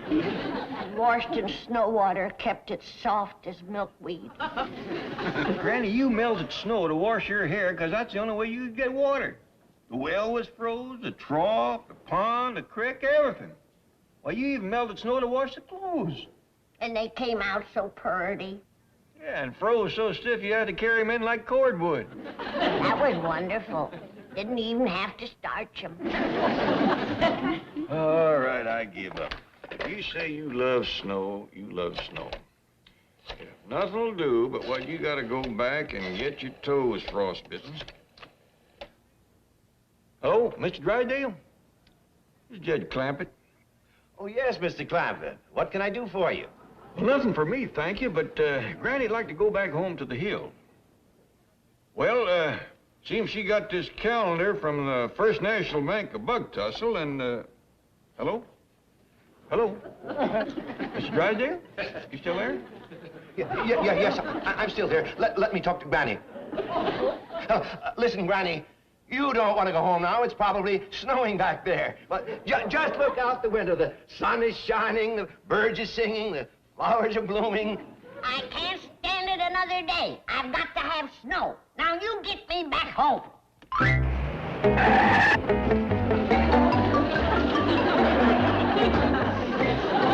Gee, listen to reason. For the last time, I'm telling you this crazy scheme will never work. Will you swear to that? This crazy scheme will never work. No, I mean swear that this is the last time you'll tell me. Now, just remember, this tape recorder is a radio. And while Granny's listening to the special weather report, you turn the air conditioning system down as low as it'll go. They'll freeze tonight. What do you expect with 3 feet of snow? Well, come in. Come in. Thank you, Granny. Did you bring my tickets to Bug Tussle? Yes, Granny, but I hope you're packed. You'll have to leave within 15 minutes. How come? All travel has been canceled because of the big blizzard. What blizzard? You mean you haven't heard? Oh, of course not. I forgot. You don't have a shortwave radio. You see, news about emergencies is always broadcast on a special wavelength so the population doesn't panic. Now, just a few civic leaders have these. Mayors, councilmen, bank presidents. Oh. Miss Hathaway, will you turn the furnace control up as high as it can go? We don't want the Clampetts to freeze in their sleep tonight. Freeze? In Beverly Hills? Quickly, quickly. Attention, all civic leaders. Repeating the special weather bulletin. A blizzard is moving into Beverly Hills. 3 feet of snow is predicted with drifts reaching as high as 6 to 8 feet. We're gonna be snowbound. The storm is expected to center around Crestview Drive. That's our street. If you live in that area, do not leave your homes. Hungry wolves have been seen coming down out of the hills. That's a sure sign of a blizzard. All set, Chief. Good. Let's get out of here before the snow starts and the wolves pin us down. Yeah, and hurry. Thank you for the warning, Mr. Civic Leader. Oh, I probably saved your life. What's the matter, Miss Jane? Well, the cold weather always aggravates her rheumatism. Oh, I'll fetch him a jug. No, thanks, Granny. We barely have time to make it to the rent-a-sled agency.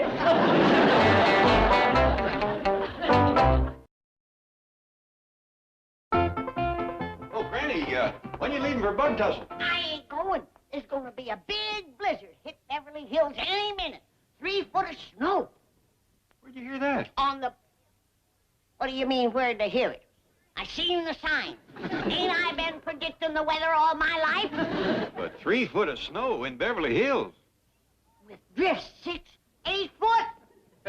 I'm going up and close the windows so the pipes won't freeze. Freeze? It's going to be so cold the wolves will be eating the sheep just for the wool.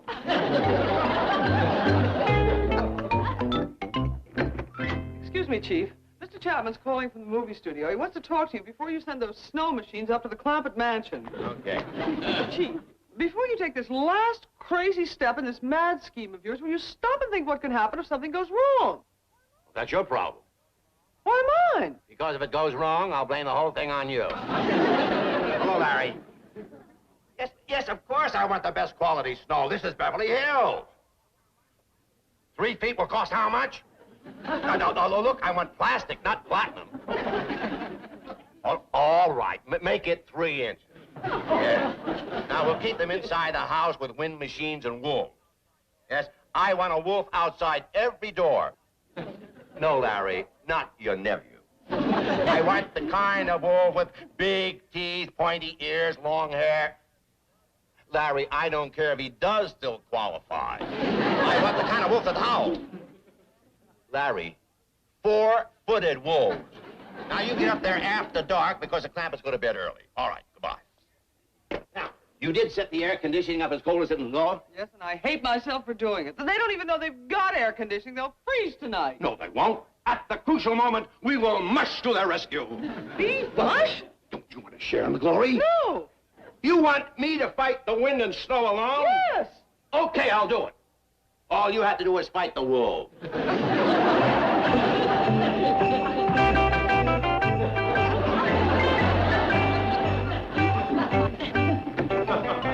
Wait for me, Pop. Can't you sleep neither, Ellie? No, sir. My room is like an icebox. Mine, too.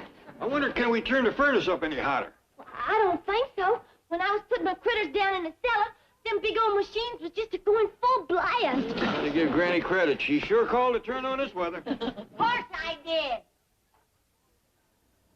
I know this cold spell was coming. I seen all the signs. Wish you'd said something sooner, Granny. Jethro and me could have laid in a little firewood. Well, I'll go fetch some. No, Ellie.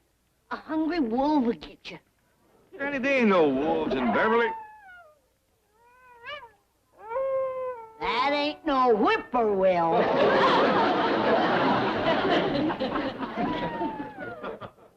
That doggies there's a wolf out there. Big rascal, too. They always come down out of the hills when the cold wind blows. There ain't no cold wind a blowing. What you call that? That ain't no whippoorwill. Just know everything. You sure hit this blizzard on the nose. Well, that ain't where it's hitting me. Let's get to the kitchen. Yeah, let's warm up some of that possum stew we had for supper. Oh, I got lots of victuals, Jed. I got ham and turkey and pork chops. I'll go wake Jethro. Oh, he's up, Ellie. Come through here about 15 or 20 minutes ago, headed for the kitchen. Uh-oh. Quick, maybe we can salvage something.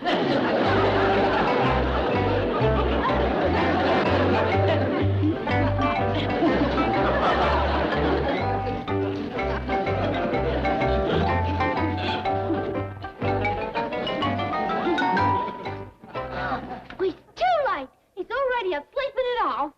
Buzzard boy has struck. He didn't even leave no gristle.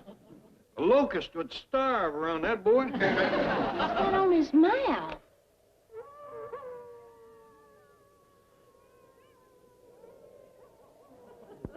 He's at the fingers out of his gloves. And we's gonna be snowbound with him? You better sleep in a circle like partridges. That way nobody will have their back to him. Here. Only thing he didn't get was a little old sausage. Must have left it for seed. I want to try something. I knowed it. I always knowed it. He eats in his sleep. His stomach might doze off, but that's a 24-hour mouth.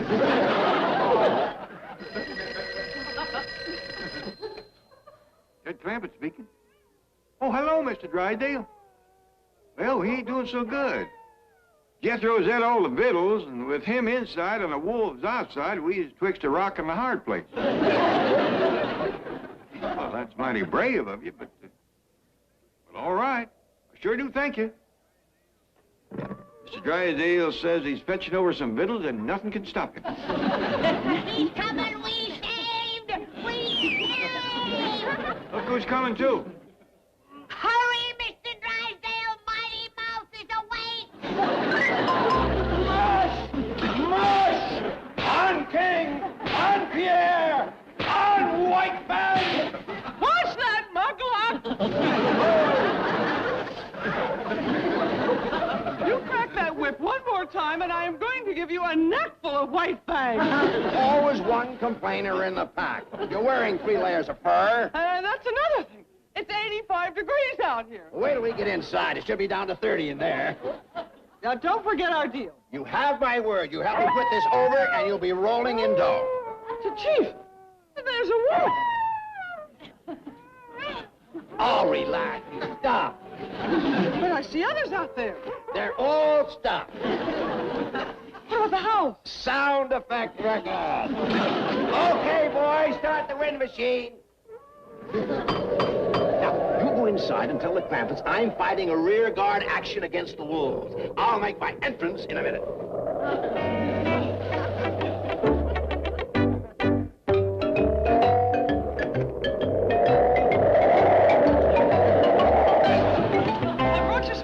Granny. Where's Mr. Drysdale? He's out fighting off the wolf pack. There's a bunch of them out there, all right. When that door opened, I could feel their hot breath. Hey, woman, Miss Jean. Where's Mr. Drysdale? Fighting off the wolves. I'll go help him.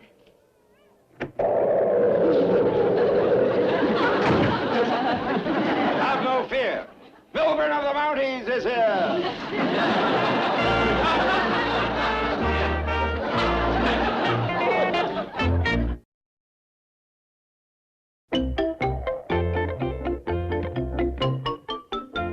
There you are, Granny. Everything you'll need to get you through the blizzard. There's canned meat, powdered milk, chocolate bars. Milburn of the Mounties, you have saved our lives. Well, don't forget my faithful Indian companion, White Fang. I didn't know you was an Indian. Yes, I am temporarily a member of the famous northern tribe that always helps the Mounties. Yes, she's a schnook.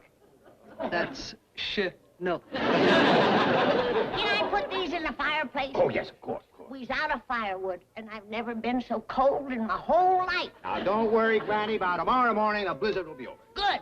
These Beverly Hills winters is short, but days killers. Just how do you plan to get rid of the plastic snow? The studio has machines for that.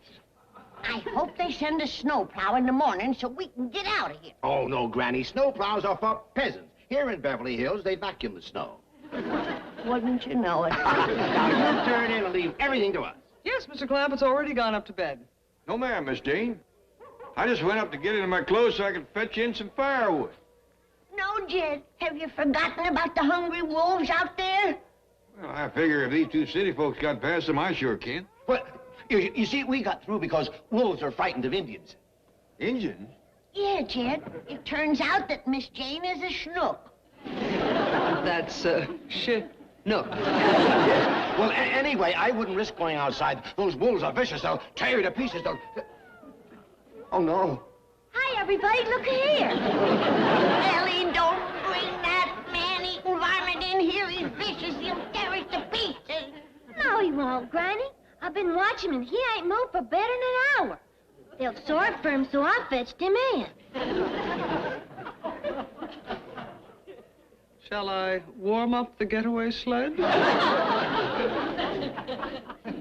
wonder he ain't moved. It's so cold, the poor devil froze stiff in mid-howl. You think he's froze? Of course. Look at them glassy eyes. You're right, Granny, but we sure can't let them thaw out in here. Well, I'll get rid of it. Mr. Drysdale, let me take a look at that critter. Hey, this wolf is stuffed. With who? Who ain't here? Jethro! He done it, my baby! Don't worry, Mr. Clampett. He didn't eat Jethro. Mr. Drysdale, what's going on around here? What do you mean? Stuffed critters, snow that don't melt. That's wolf dandruff. It's very contagious. I think I'll get rid of him. Mr. Drysdale, you want to tell me? Well, I might as well admit it. This whole visit's a phony. The snow is plastic, the wolf's stuff, the wind comes from a machine. The whole thing was dreamed up to keep Granny from going back to the hills, and it's my fault. Gee. I never should have let her talk me into it. You mean, this whole thing was Miss Jane's idea? 100%. She dreamed up the whole idea. Jane?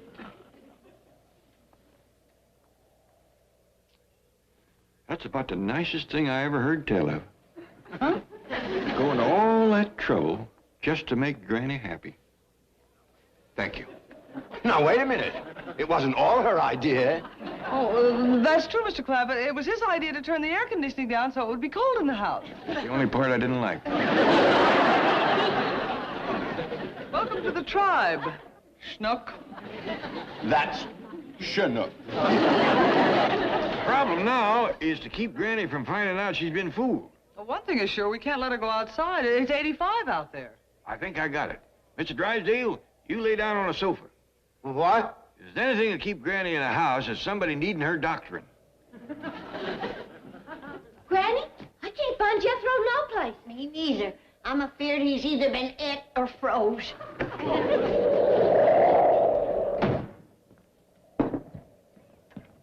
Where you been, Jethro? Huh? I say, where you been? I'm getting me some snow. I'm gonna have me some snow ice cream. Only it's so cold the walls is freezing. Now you get to bed. You're burning up with a fever. That ain't fever. It's hot outside. The thaw has set in. I'd best quick get me a pan of snow to wash my hair. How is it, Jethro? Pretty good. That ain't very cold, but it's got more body than snow back home. Let me taste it. No, you go get your own snow. I'll bring you some, Ellie. Wait a minute, Granny, where are you going? Out to get some snow to melt from my hair. I'll do that. You better take care of Mr. Drysdale. He's laying in the parlor awful sick. What seems to be the trouble? Oh, sore throat, fever. He needs you bad. Poor man, he got that from helping us. I'll need this, Jethro. What for? Snow ice cream is the best thing in the world for fever and sore throat. How's that, Mr. Drysdale? It's kind of chewy, but not bad. What is it? That's snow ice cream. Snow ice cream? You mean the kind that's falling outside? That's right. Nice and fresh. Swallow it, Mr. Drysdale. Let's get out of here! Wait! I'll make you some more. Just bring it in another pan. I never did see snow ice cream work so fast. Quick, grab those traces and get me to a hospital. Just a minute, Chief. When do I start rolling in dough? The first thing tomorrow morning. Is that a promise? You'll be knee-deep in the stuff. I repossessed a bakery. Oh, that Charlie. Hush! On Pierre! On King! On Doughboy! Hush! Watch it, White Fang! A blizzard sure brings out the brotherhood in man. What a sight. A royal mountie pulling a schnook.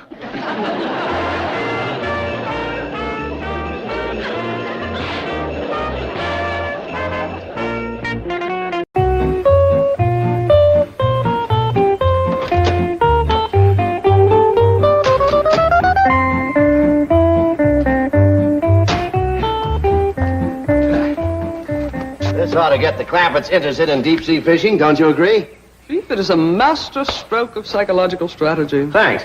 Grab the tail. It cleverly takes cognizance of their innate love of the sport of hunting, which has been drastically curtailed by Ellie Mae's love of the very creatures they hunt. Yeah, grab the tail. Provides these active, rugged mountaineers with all the thrills and excitement of the chase they so thoroughly enjoy.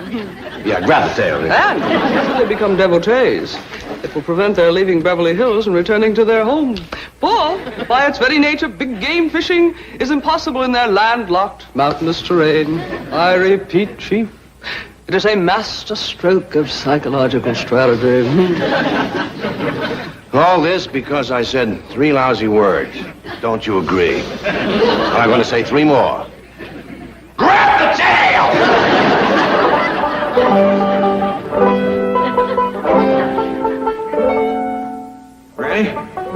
Me and old Duke here is plumb tuckered out. We walked clean over to the golf pasture looking for some game. What'd you get?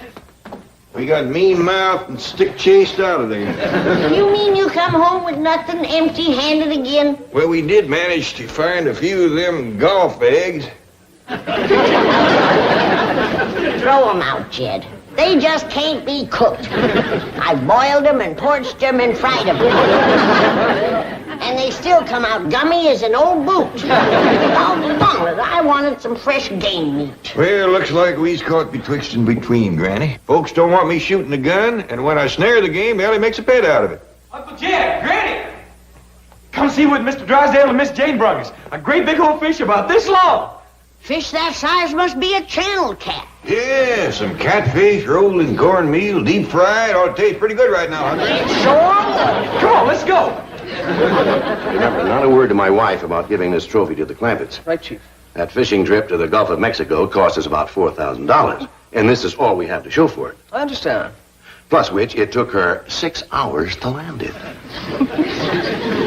Well, doggies, that is a big fish. Ain't no catfish. Looks like a carp. No, this is a tarpon. That's a saltwater fish. Oh, you cook them in salt water, do you? No, it lives in salt water. The tarpon is a noted deep-sea game fish. And I want you to have it for your game room. Our what room? Game room. That's the one with the trophies on the wall. The billiard room. Oh, you mean the fancy eating room. Yes, as you so quaintly call it. What do I have to do to them? Nothing. It's been prepared by an expert taxidermist. Feels nice and crisp. I'd sure like to see the skillet he was fried in.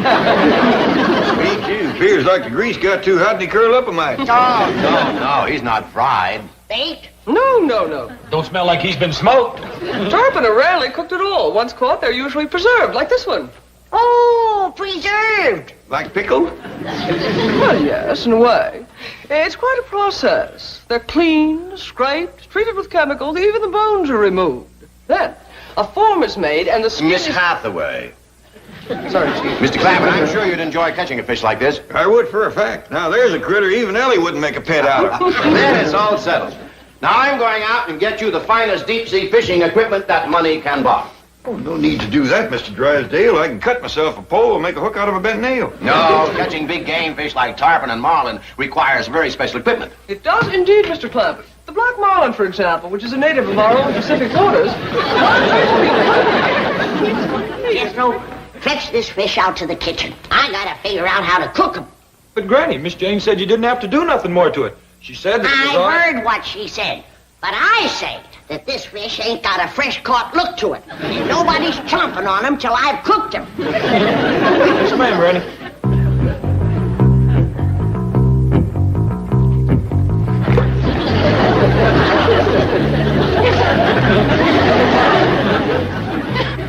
She's right. It could use some tendering up. You're gonna commence a tendering up, you wall-eyed, ocean-going varmint.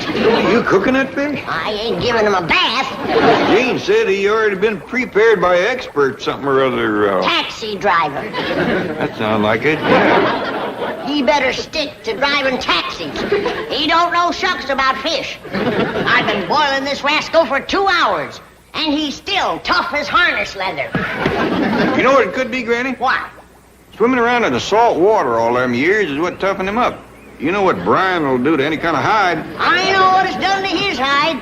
Why, I've dulled 3 knives trying to cut him up. Finally had Jethro fetch him out here and throw him into my big kettle whole. And cooking him 2 hours ain't soften him up none? Not one smidgen. And I've had both ends in the water. Hey, Granny, we's hungry. Ain't that fish ready yet? That fish ain't never gonna be ready. Well, let's go catch one of our own. Yeah, with this fish winding machine. It'll be a freshwater fish if I cook it. I'd as leave try to stew an alligator as that thing. Come on, Jethro, let's dig some worms. Now, hold on. I reckon it'd hurt Mr. Drysdale's feelings considerable if he was to find out we didn't eat his fish. But, Uncle Jed, I pretty near broke a tooth on that thing. And if Jethro can't bite through it, nobody can. How about Rusty, my cat? He's had his eye on it ever since Jethro fetched it out here. Yeah, let's give it to him. It's a heap of fish for one cat. Don't worry about that, Granny. Appears like Rusty is rounding him up some friends to help.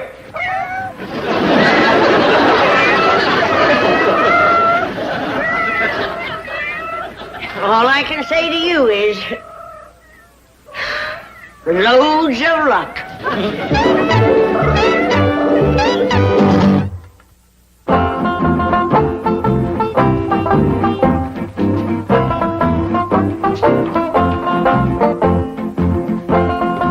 Well, didn't you cut poles for Pa and Granny? Granny's going to use the new store-bought pole from Mr. Drysdale, and Uncle Jed's going to try out his new fishing machine. You dig a nice bucket of worms, Ellie? Yes, sir, Pa. They's on a truck.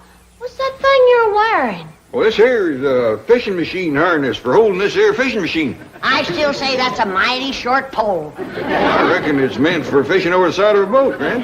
Ain't gonna get me on no boat. Ain't figuring to. They work just as well off a bridge.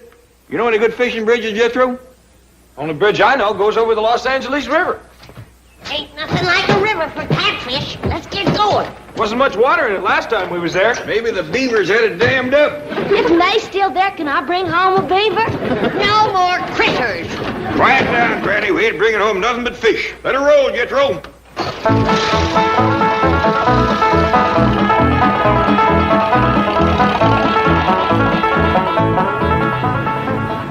Come on, Jethro. You're wasting time. There ain't no fish in there. That is the poorest excuse of a river I ever did see. Pitiful, just pitiful.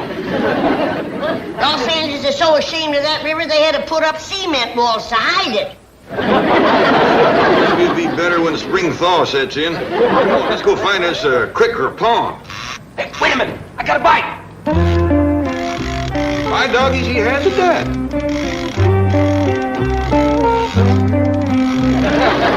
Jerry, fetch my pole, quick! What for? This ain't nothing but a boot. I know it. I'm going to fish for the other one. They're better than the ones I'm wearing.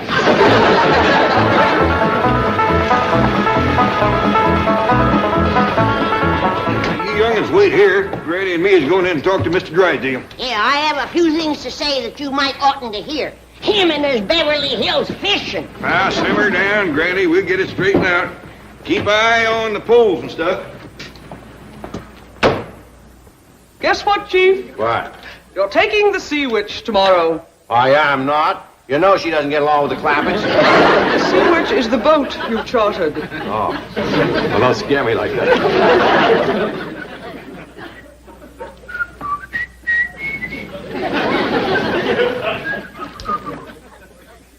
By doggies, we come here to complain about having no place to fish. You ought to see where poor Mr. Drysdale is trying his luck.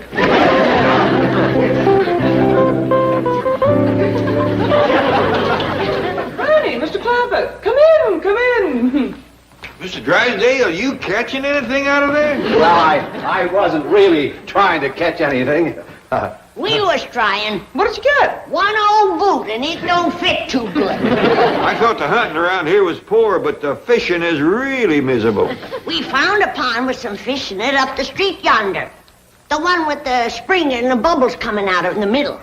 Oh, that's a municipal fountain, and those are goldfish. I hope you didn't try to catch any of those. Oh, yeah, we caught a lot of them, but we threw them all back. The biggest one was no better than that. Mr. Clampett, Granny, tomorrow you will have the fishing experience of your lives. I have chartered a boat. I ain't setting foot on no boat. Granny, you'll be perfectly safe. It's quite large, and there's an expert crew aboard. I ain't getting on no boat. But you love it, Granny. Wait till you experience the thrill of hooking a giant barracuda. I ain't going. Of fighting sea bass. I ain't going. Bonita, albacore. I ain't going. Yellowtail. You can call me coward all you want. I ain't going. Please, Mr. Clampett, bring her back. I want to explain. I'll bring her back, but you're going to have a job getting her on the boat. Granny's right fond of fishing, but she likes to do her rocking on dry land. Doggone it. Deep-sea game fishing is made to order for that scrappy little woman. One look at a 500-pound sea bass, and she'll never fish in fresh water again. Chief, I've got an idea. An inspiration. It combines all the elements Oh, wait a minute. Can you tell me in 5,000 words or less? I can tell you in one word, Marineland. Marineland, Yes, there, with her feet firmly planted on dry land. Granny can gaze through glass windows into a huge tank and observe at arm's length specimens of sea life by the thousands, from the largest mammals to the tiniest crustaceans. Now, Granny, it won't hurt you none to listen to Mr. Drysdale. He ain't getting me out on no water. But, Granny, I know how fond you are of fish. I'm fond of ducks, too. But I ain't going up in the sky after them. Sit down, sit down. Well, young'uns, we're going fishing after all. Mr. Drysdale told us about a fishing hole that's got 'em all beat. He's going to take us out there first thing in the morning. It's a gymnasium. You can look through a glass window and pick out the kind of fish you like. Some of 'em as big as this truck. Let's go right now. Yeah, I'm all for that, Jed. Well, I reckon it would spare Mr. Drysdale a heap of trouble. Yeah, where is it, Paul? Down there in the ocean, a place called Marine Land. Do you reckon the Marines would let us fish there? Well, he didn't say nothing about that. Well, they hadn't better try to stop me. I'm catching one of them whoppers for supper tonight. The Marines is real tough fighters, Granny, and they tote guns. Well, let's stop by home and get our guns. Hold on, Granny. We ain't taking on the whole United States Marine. And he called me a yellowtail. Fight him, Granny. Ain't nobody gonna fight nobody. We'll ask them Marines nice and polite, can we fish in a fishing hole? What if they say no? We'll jump that quick when we come to it. Drive on, Jethro.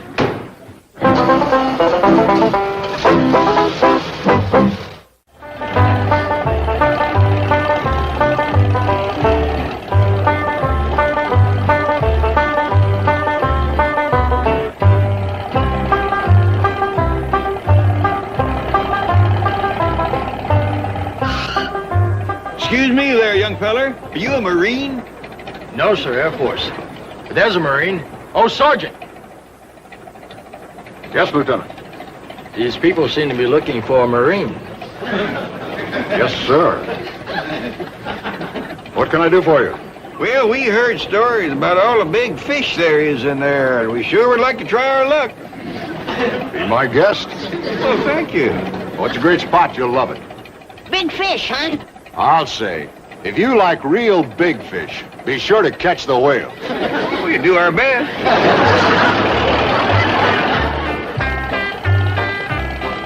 Sure is nice of the Marines to let us use their fishing holes. Yeah. Hey, this looks like a good one. Pull up here, Jethro.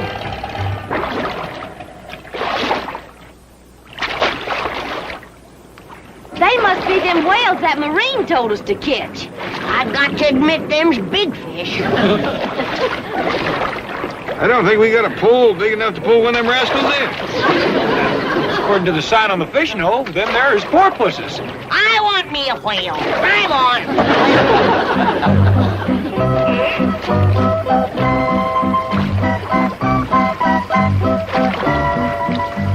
What's these critters? Sign says these here is seals. Well, let's see what else we can find. I want me a whale. I like them, especially that baby one.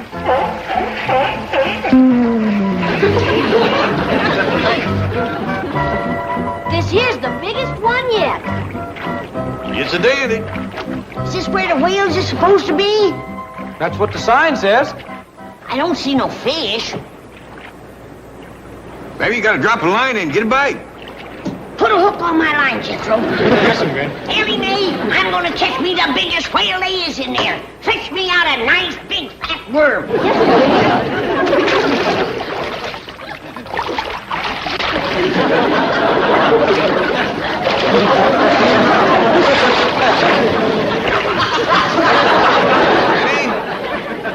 I don't believe I'd bother with a worm if I was you. Think a grasshopper would make better bait? Unless you can find one the size of a hog. Grasshopper don't come that big. And you better use a hog. Look out yonder.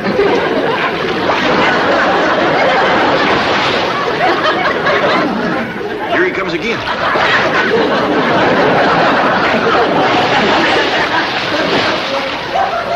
And we thought them porpoises was big. Nobody move. That fish is mine. What are you going to catch him with, Granny? Big Jethro. You ain't gonna put me on no hook. No. You go out there on that board and make a noise like a grasshopper. You mean rub my legs together? I don't care how you do it, but do it. Then when he jumps out of the water to grab you, you grab him first. How?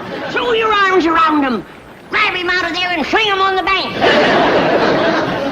Granny, I reckon you're getting a little carried away. Now, I'd be proud as you to take that big rascal home, but instead of gaining a fish, we might be losing a boy.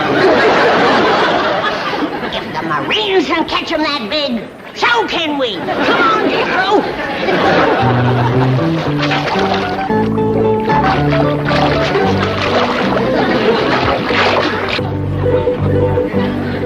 Go on, Jethro, go on. All right, but you come with me.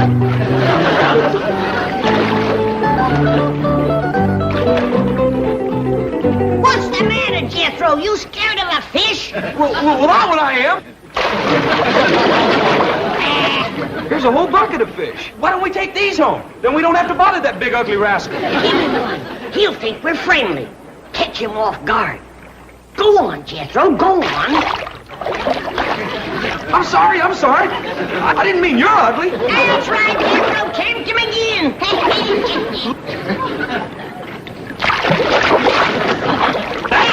That's it. Looking down his throat is like looking through a cellar door. All right, Granny, that's enough. Come on, Jethro, get off of here. You bring the fish, Uncle Jed.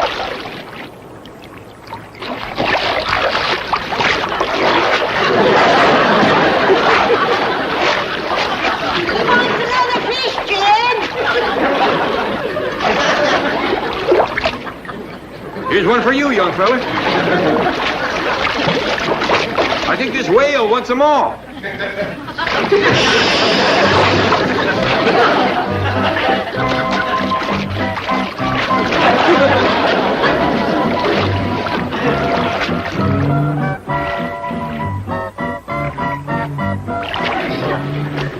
It's a baby walrus. Ain't he cute, Paul? Can I take him home?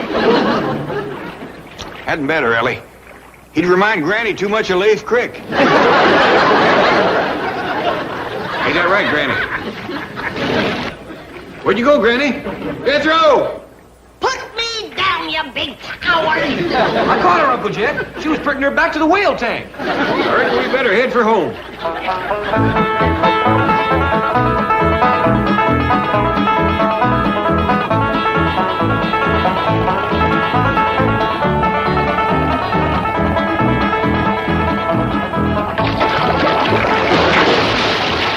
I'll be back, you overgrown big mouth varmint. And this time I'll get you. You're mine, do you hear?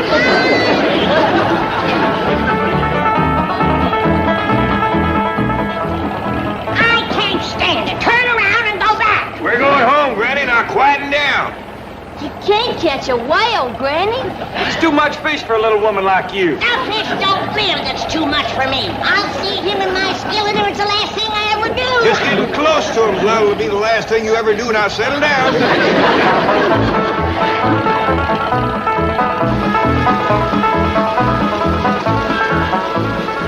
I know what I'll do. I'll roll them in cornmeal. That's what I'll do. Deep fry them. Get that rascal yet?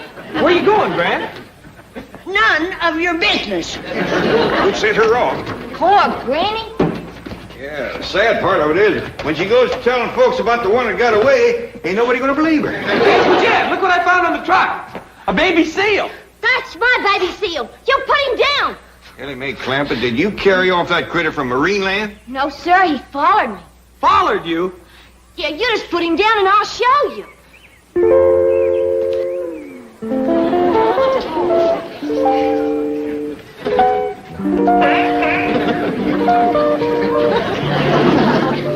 Ellie Mae?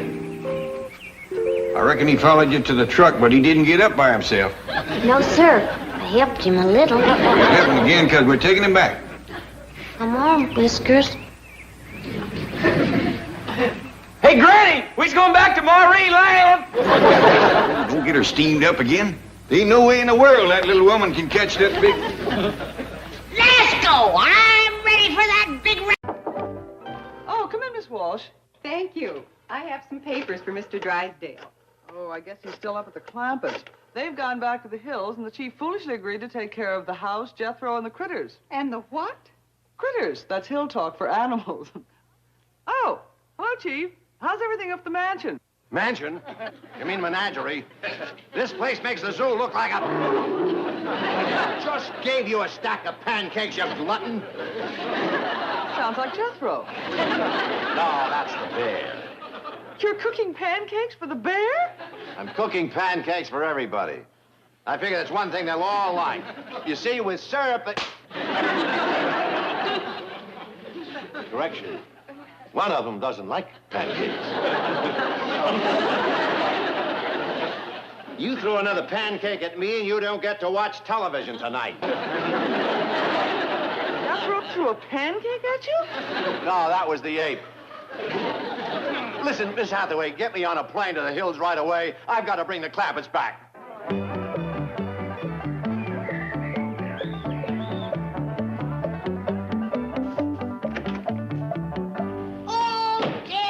Notice folks is commencing to gather for the fair? Yeah. Where's Ellie Mae? I don't know. Why? Well, he's having a cake baking contest for all the single girls, and the single fellas is going to judge.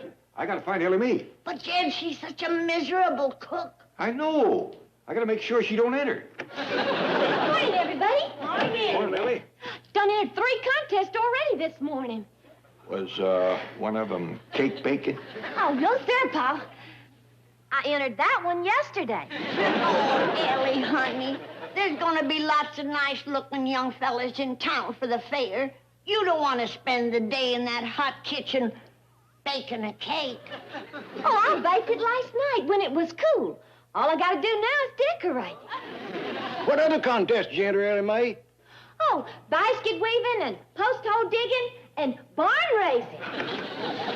Jed, what are we gonna do about that cake? Well, them other contests might help us. We could hide it in our basket, bury it in the post hole, and raise a barn over it. Yes, Verna Bradshaw, I thought I run you out of town. Granny, morning, Elverna. It's a mighty fetching outfit you're wearing. Thank you. I made this hat myself. Is that a hat? I thought your hair was on fire. Mr. Kellums. Yes, Mom? I'm looking for a suitable place to hold my daughter's wedding reception. Oh, yes, I heard your daughter's getting married. Congratulations. Thank you. I understand your dining room might be available? Yes, ma'am, and it is a dandy. It'll accommodate 12 sitting at the table, or 20 if they each standing. What they call buffet style. Now, we'll talk about the decorations and the menu later, but I would like some white doves. Oh, they may be hard to find. Would you settle for roast turkey? Mr. Kellums, I meant live white doves to sit around billing and cooing. Oh, well, if it's live birds you want, let me get you some purple martin. They not only bill and coo, but they'll keep down the bugs. Mr. Kellums, can I borrow your broom? Oh, howdy, Miss Bradshaw. Ellie Mae? I dropped my cake on the kitchen table, and it busted into little pieces. That's a shame, Ellie. Well, I guess that'll keep you out of the cake baking contest. Oh, no, sir. The cake's fine. It's the table I gotta sweep up. Oh, sweet girl. Too bad she's such an atrocious cook. Now, my daughter is a wizard in the kitchen, besides being divinely attractive. Big mouth attractive. Why, that girl is so homely. If she dropped her handkerchief in a Boy Scout camp, she'd have to pick it up herself. Victoria Rose is the belle of this county. Believe me, a lot of men are going to be miserable when she gets married. Really? How many men is she marrying? Oh, you little prune face. Look who's calling me a prune face. Why, you got so many wrinkles, your face could hold a 5-day rain. Ladies, listen. Prune face. I think the fair's about to begin, and y'all don't want to miss the opening square dance. That's true. I think I'll stroll over to the pavilion. Too bad Ellie took the broom. You could ride. I'm not going to stay in here and be insulted. Well, if you'd rather go outside and be insulted, let's go. You ain't going no place but upstairs. Oh, Jed, I want to watch the square dance. You can watch it from the porch up there. Now, scoot. But, Jed, I won't be able to see. Granny, you got eyes like a hawk. And the face to match. Oh, Alberta, you're gonna get yours. Granny sure left to tear into Alverna, don't she? Yep. Been going on for years. I keep hoping Granny will quit, but she's a hard dog to keep under the porch. Oh, you, Granny. What you want? So sorry you've been exiled to the crow's nest. Look for me on the pavilion. I'll be with the mayor. You can't miss me in this hat. Oh, you! Mayor Hiller! I'll be right there.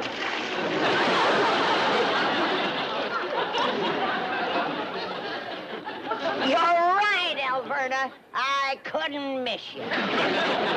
You'll pay for this, you miserable little harpy.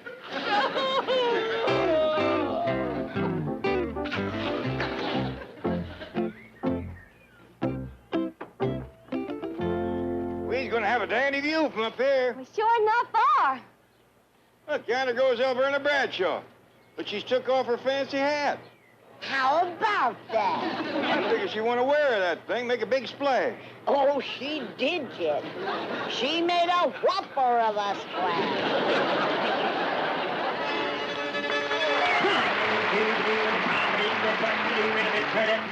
Look, they've already started the square dance. The fair's about to commence.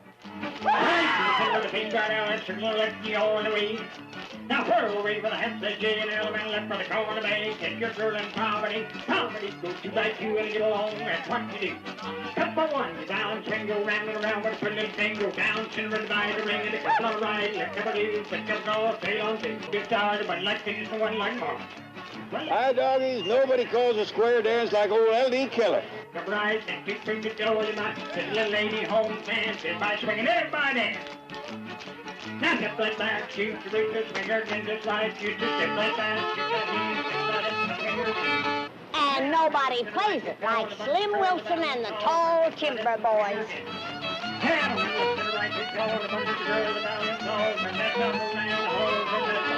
Them promenaders dances is pretty good, too. They bring out bunch man, turn that dog around, yeah. Hey, you little left like a busting tree, you know, when you get rid of the sea, you'll say, pop, more, you get up and get everybody, and I see them say, well, let's get going to right, you're going to go home, you're coming to go. Now you get home, you swing, everybody swinging, whirl around for the little girl. Circulate, go round, whirl, you circulate. Now here we go. And the hands of folks, you don't be so, and ladies bow. And the big fender, hold them tight, hold that fender, come on, run, hold them high. Swing on, everybody dance.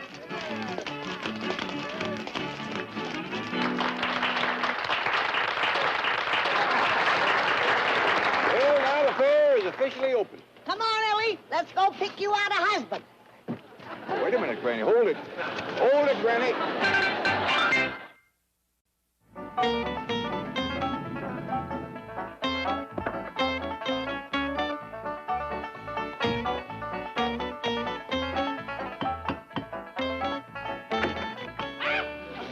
It's only me, Miss Hathaway. Come in. What is the idea of the gorilla suit? The law of the jungle, the survival of the fittest. What do you mean? I'm looking after a bear, a mountain lion, a chimpanzee, and other assorted wild animals. They fight over the food. If I don't scare them, I don't eat. Well, that should certainly intimidate the fiercest beast. Well, there's one it doesn't phase. Oh, you've never heard such vicious snarling and growling. No other animal will go near the food until it's finished feeding. What is it? It's a Jethro, that's what it is. Talk about king of the beast. Next to that kid, a lion's a pussycat. Did you reach the Clampetts back in the hills? Yes, I just spoke to Granny at the hotel back in Silver Dollar City. What's the news?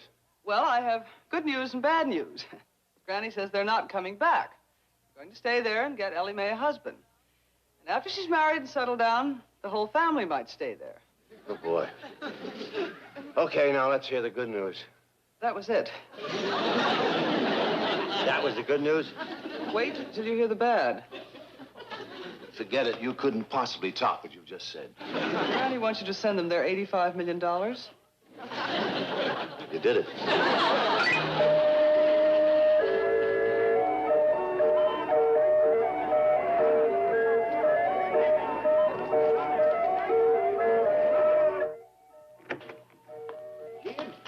Did you ever see so many people in all your born days? I don't think I have, Shorty. I lost Ellie and Granny in the crowd. I declare everybody in the whole county's here. Must be at least 200 or 300 people. Say, Shorty, while Ellie's gone, I'd like to snatch that cake of hers and get shit of it. Oh, you're too late, Jed. She rolled that cake out of here half an hour ago. Rolled it out? Well, you could put in her size of a wagon, will you? Now, why in the world would you... Well, I got a big oven back there, and I reckon maybe she figured to win on size alone. Knowing Ellie's cakes, that thing must have weighed a ton. It bowed the floor, mine. But it was sure pretty, Jed. Decorated so fancy with her name rolled across the top and ice and Ellie Mae Clampett. There goes any chance of denying who done it. Don't you worry, Jed. As pretty as Ellie is, there'll be some young fella bid on that cake. Just so you don't bite on it. I wonder where Granny and Ellie went. Oh, I recollect Ellie saying she'd entered basket weaving. Maybe they's there.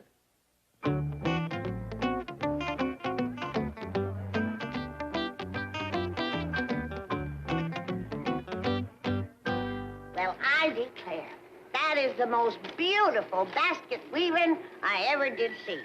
Tell me, beautiful young stranger, are you married? No, ma'am. Don't tell me that a girl with your talent and the face and figure of an angel is single. Yes, ma'am. I can't believe it. Why, the single fellas around here must be weak-eyed. Will you weak-eyed single fellas come up front here where you can see? Would you ladies please step aside so the single fellas can get up here? Thank you, thank you. Now, tell me, beautiful, blonde, young, single lady, where you from? Pine Bluff. I was talking to this beautiful, blonde, young, single lady that's weaving this basket. Where you from, darling? Beverly Hills, California. A movie star. I thought I seen a striking resemblance to Mary Pickford. Tell me, beautiful, blonde, young, single lady, what's your name? Ellie Mae Clampett. And where are you staying? At the Silver Dollar City Hotel. Did you hear that, you single fellas? This beautiful, blonde, young, unwed stranger is staying right here amidst you. Stranger? What are you trying to pull? Ho, ho, ho! You know very well that this girl is your bride. Come on, stranger, let's get out of here.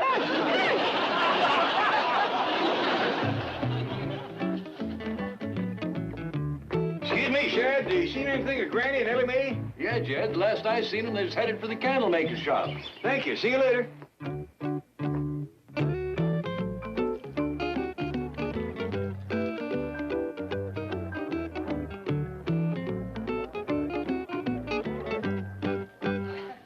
Land's sake, look at that candle. Who is that lovely, talented girl? I don't know. Who are you, lovely, talented girl? My name is Ellie Mae. Well, Ellie Mae, you sure do make a fine candle. Well, thank you, Mae. I bet you nobody here has ever seen anything shaped as good as that. And the candle ain't bad neither.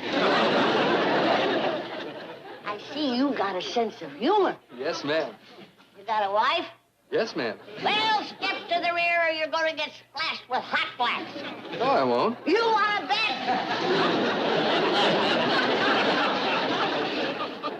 When did you learn to make candles, darling? When I was 10 years old? Did you hear that? She's only been making candles for 4 years. Oh, I bet your husband is proud of you. Well, I ain't married. Did you hear that, folks? This beautiful, talented, teenage, candle-making love goddess ain't married. I bet you single men is astonished. Will you single men raise your hands and show your astonishment?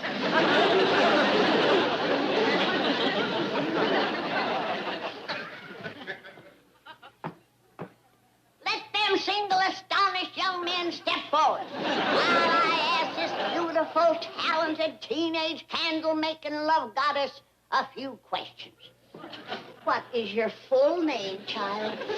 It's Ellie Mae Clampett. Don't tell me you're the daughter of Jed Clampett. Yes, ma'am. The multi-millionaire.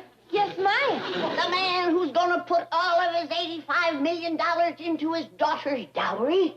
Well, I don't know. Did you say that, Paul?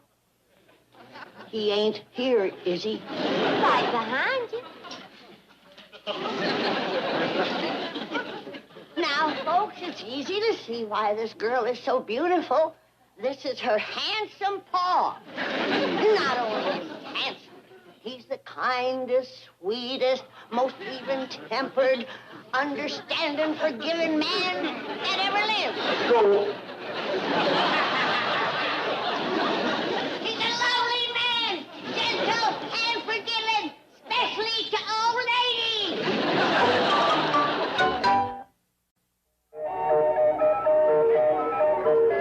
This is the handsome millionaire father of the beautiful blonde single teenage love goddess over in the candle shop. Kid, did something happen to Granny? Not yet, but it's going to. She don't stop showing Ellie Mae around this fair like she was some kind of a pet hog. You hear that, Shorty? He called his own lovely daughter a hog. Granny. No wonder I have to work so hard to get the poor girl a husband. Granny, I'm just about of a mind to take you upstairs and lock you in your room till the fair is over. Oh, please, Jed. You wouldn't do that to poor old Chick Allen. Chick Allen? What's he got to do with it? Well, I promised to help him sell his mountain medicine. You know, like his yarbs and his roots and his berries and such. You did? And Chick depends on that for his living. And my professional endorsement would help him a lot. I'm a doctor, you know. I sure would like to see you help Chick Allen sell his medicine. Thank you. But do you promise that's all you'll sell? On my word of honor, as next to kin to the grandest, noblest human being that ever drawed a breath, Jed Clampett. Well, One of nature's noblemen, a walking saint, a legend in his own time. Granny, that's enough. Can I get my medical bag and mosey over to Chick's place? Okay.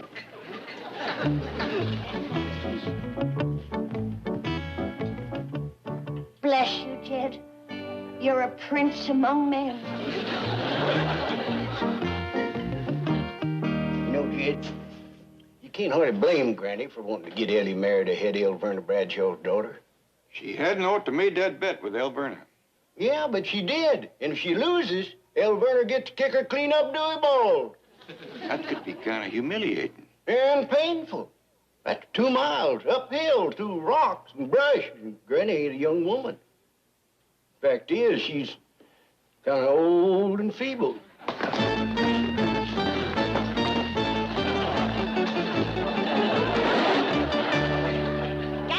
around, folks. Gather around for the medicine show. Step right up here, right up this way. Now, seated before you is the famous Indian yarb specialist, Chick Allen, a living testimonial to the health-giving powers of his own potions and elixirs. Now, nobody knows how old this man is, but he has been gathering berries and roots and yarbs in these hills for hundreds of years. Now, you might think that a man this old couldn't budge out of that chair, but you are wrong. Chick is gonna give us a dance, accompanied on the fiddle by his grandson. Right this way, old-timer. Get your grandson up. That's a feller, that's it. All right, let's go.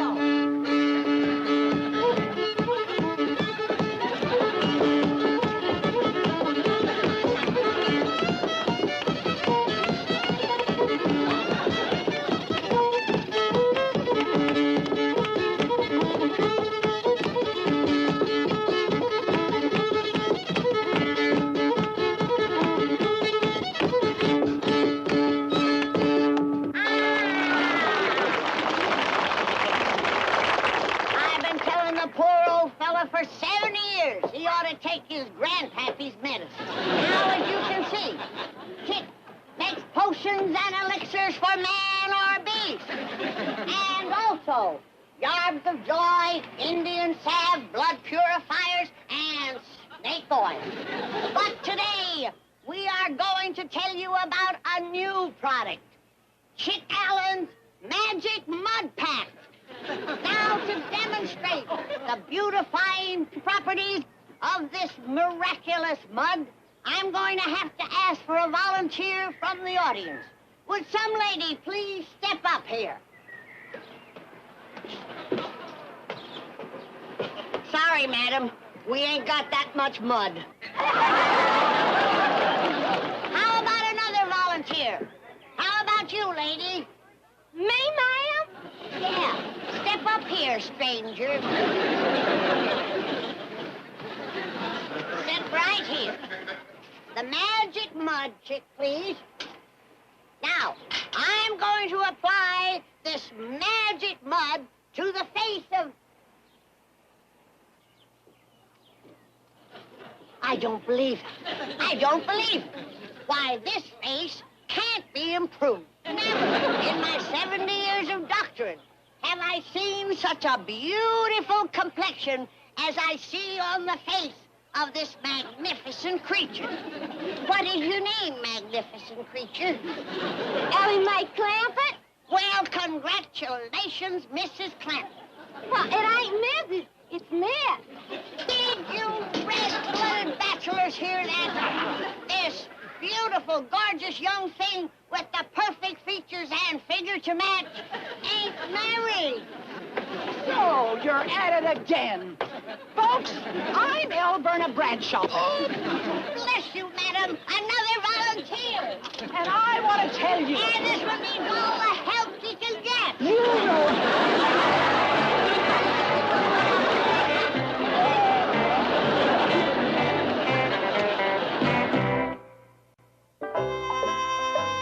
Oh, friends, be sure to watch next week when Jethro and I join the rest of the Clampetts back in the hills. And I venture into the forest on a bird-watching expedition, where I find a man for Ellie Mae. And what a man. In the woods! I saw him, just right for Ellie. An Adonis, a Hercules, and Apollo. Oh, please, Miss Jane, she's got enough critters now. No. You don't understand. He was cutting down a tree near the lake. You don't need another beaver. I am talking about a man. That she needs. He agreed to come to town as soon as... There he is. It's the beginning of a beautiful romance, friends. I declare, Ellie, that's the purtiest bunch of feed sacks Pearl ever sent us. Sure is, Granny. They ain't a family in Beverly Hills gonna have fancier underwear than us. The main thing about feed sacks is knowing how long to boil them. You gotta boil out the printing, but not the color. I'd say these are done to a turn. Hot dog, how soon can I eat? They ain't for eating, they for wearing. Now, Ellie, you dip them out and wring them. Jethro, you come outside and pick out your pattern. Oh, pattern for what? New drawers.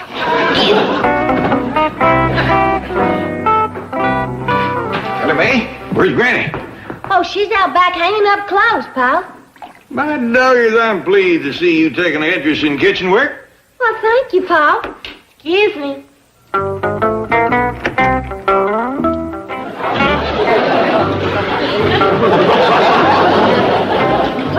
Good thing that girl is pretty. Her cooking is pitiful. Ellie, I kind of favored these barley sacks for you and me. It's a pretty piece, and the goods has a real expensive feel to it. Granny, there's some new neighbors moving in on the first side. Let's all go over there and tell them howdy and make them feel welcome. You and me can help them unload and settle in. Yeah, and take us some hot bills. Well, no, let's just get acquainted first. See what they need. Well, come on, Granny. I ain't wasting no more of my time. trying to be friendly to those snooty Beverly Hills people. Well, Granny, we ain't met them yet. We don't know that they snooty. They's rich, ain't they? Appear to be. Well, then they snooty. Well, Uncle Jed's rich, and he ain't snooty. You pick out a pattern. Granny, I don't hardly think that it's right for us to judge a woman without... A woman? Is that who's moving in? Well, I've seen one come out of the house and get into a big limousine. Take me around back, you jerk. I can't knock on the front door of a mansion like this and ask to use the phone. I am not employed to drive servants to servants' entrances. Oh, come on, Reg, and knock off the protocol. My feet are killing me, and I've only got one day to fix the house for Mrs. Carrington. You're the housekeeper. That's your problem. Okay, you cab stand reject. You've been asking for this. Climb out and get him up. Save your threats, Agnes. I do not scare easily. Listen, Reg, how'd you like to take me for a drive tonight? We can park on Mulholland and, Okay, get in. I don't scare easily, but that did it. Big limousine just pulled around the house. Must be that new neighbor woman. Yeah, that's her, all right. She's headed for the back door. Good. Ellie, you go get Duke. We'll give her a big Beverly Hills welcome. Beverly Hills welcome? I'll slam the door in her face and Ellie will sick the dog on her. Howdy, ma'am. How do you do? I'm sorry to bother you. I'm opening the house next door and the phone isn't connected yet. Could I use yours, please? Why, you betcha. Yonder it is. Help yourself. Thank you so much. Jed, did I hear her say please? Please and thank you. By the way, ma'am, we is the Clampetts. This here is Granny, and I'm Jed. Well, I'm pleased to make your acquaintance. Just call me Aggie. I've got to phone the market. There isn't a bite of food in the house. Oh, we'd be pleased to share victuals with you. Share what? Victuals, food. We'd be glad to fetch something over to you. I know that it's a chore to cook on moving day. Oh, well, that's awfully nice of you, but I love to cook, as you can see. Believe me, after cleaning a big house all day, cooking is fun.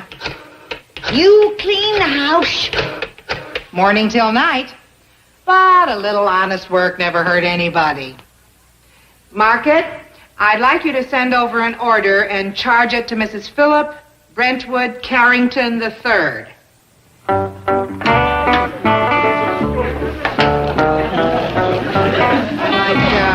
2 loaves of white bread. Ready? I think you gotta admit that Mrs. Philip Brentwood Carrington III ain't your average run-of-the-mill, everyday rich Beverly Hills society woman. Yeah, a grand name like that. And she says, just call me Aggie.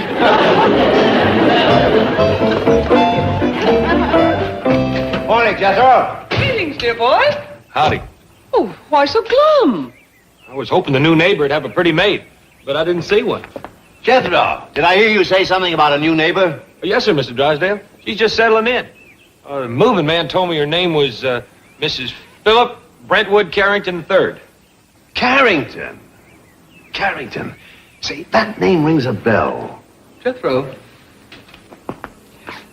if you are lonesome for feminine companionship, come to my place this evening. Do you have a pretty maid? I got it. Carrington. Mrs. Philip B., widow, financial rating AAA, between 23 and 24. So young. What young? That's how many millions she's got. Well, how old a woman is she? Who cares? With that kind of money, she's in the prime of her life. Oh, hi, folks. Hello, Mr. Clampett. Excuse me a minute. I want to wave goodbye to Miss Carrington. What? Bye, Aggie. Hurry back. That was Mrs. Philip B. Carrington III? Yep, but she asked us to call her Aggie. Awful nice woman. Come on in. Chief, you're trembling. Romance does that to me. Romance? Jed and Mrs. Carrington. They're perfectly mated. 50 million and 24 million. Oh, marriages like that are made in Fort Knox. That's heaven. It must be. When may I have something to eat? When the market delivers the groceries. But I'm famished. So go pick 'em up. I am not employed to do marketing. Look, Field Marshal, I can't cook 'em if I ain't got 'em, right? You're slashing my boots. How can Mrs. Carrington abide such a slovenly domestic? Oh, you ought to see the domestics next door.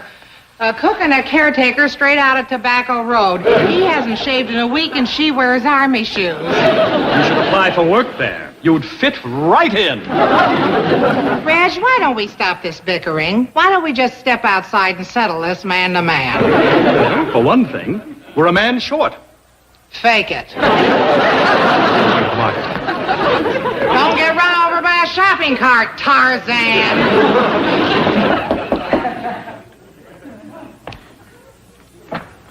Howdy, Aggie. Granny, come on in. Thank you. Did your groceries come yet? No, the chauffeur just went to pick them up. Well, I brought you a little treat. Some clam chowder. Clam chowder? No, Clem. He was our goat. Got mean and I made soup out of him. Yeah. Thanks. Go ahead and eat some if you want to.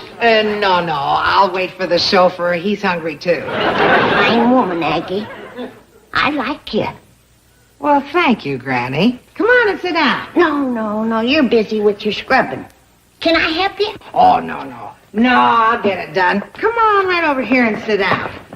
Oh, my dogs are killing me. A woman with a big mansion like this and all them millions, I'm surprised that you ain't got 4 or 5 scrub women and maids a-helping you. Mrs. Philip Brentwood Carrington III does not throw her money around recklessly. I'm glad to hear you say that. Jed feels the same way. Jed? My son-in-law. You met him this morning.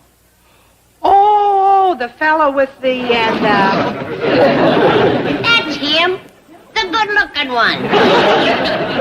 Yeah. He's a widower, you know. Really? Hard worker, just like you. Morning till night taking care of that big place. You can't hardly find a man like Jed no more. Not in Beverly Hills. I hear you're a widow. Yeah. Where'd you hear that? Mr. Drysdale.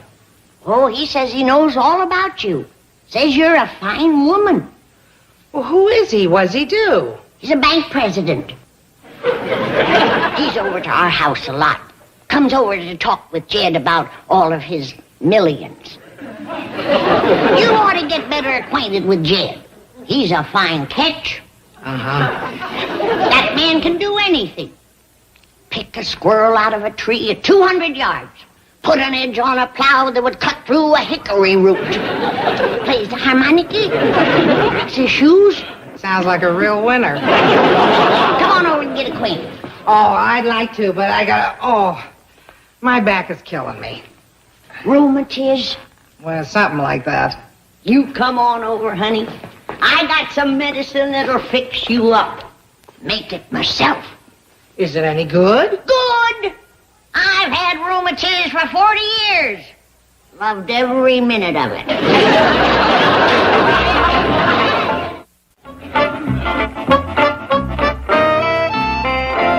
Well, Miss Hathaway, what's the news? How is that flaming romance coming along? What flaming romance? Jed Clampett and Mrs. Carrington. We've got to keep that affair at white heat. Chief, she came over to use the telephone. Right. And we mustn't let it cool down. By George, I've got a great idea. Let's have the wedding here in the bank. When? Yes, they can be married in the vault. Or better, or worse. Or richer, or richer. Get a hold of yourself. Oh, excuse me. I'm an incurable romantic. The fact is, we don't even know what Mrs. Carrington looks like. Well, she's beautiful. Terrific figure. You know. I've got her picture right here. That is a financial report. Yeah. Isn't she lovely? Look at that cash on hand. What a figure. Chief, I'm becoming seriously concerned about you. Your obsession with money is reaching psychotic proportions. And look at those tax-free municipals. Chief. And of course, after they're married, we'll get some great tax benefits from... Chief! You need professional help. Okay. Hire anyone you need. I want the biggest wedding in town. Now, in the meantime, you go on up there and you start playing Cupid. If you can get those two married, by the time we post statements on Friday, there'll be a big bonus in it. I don't want a bonus. I'm not offering you one. The bonus is for me.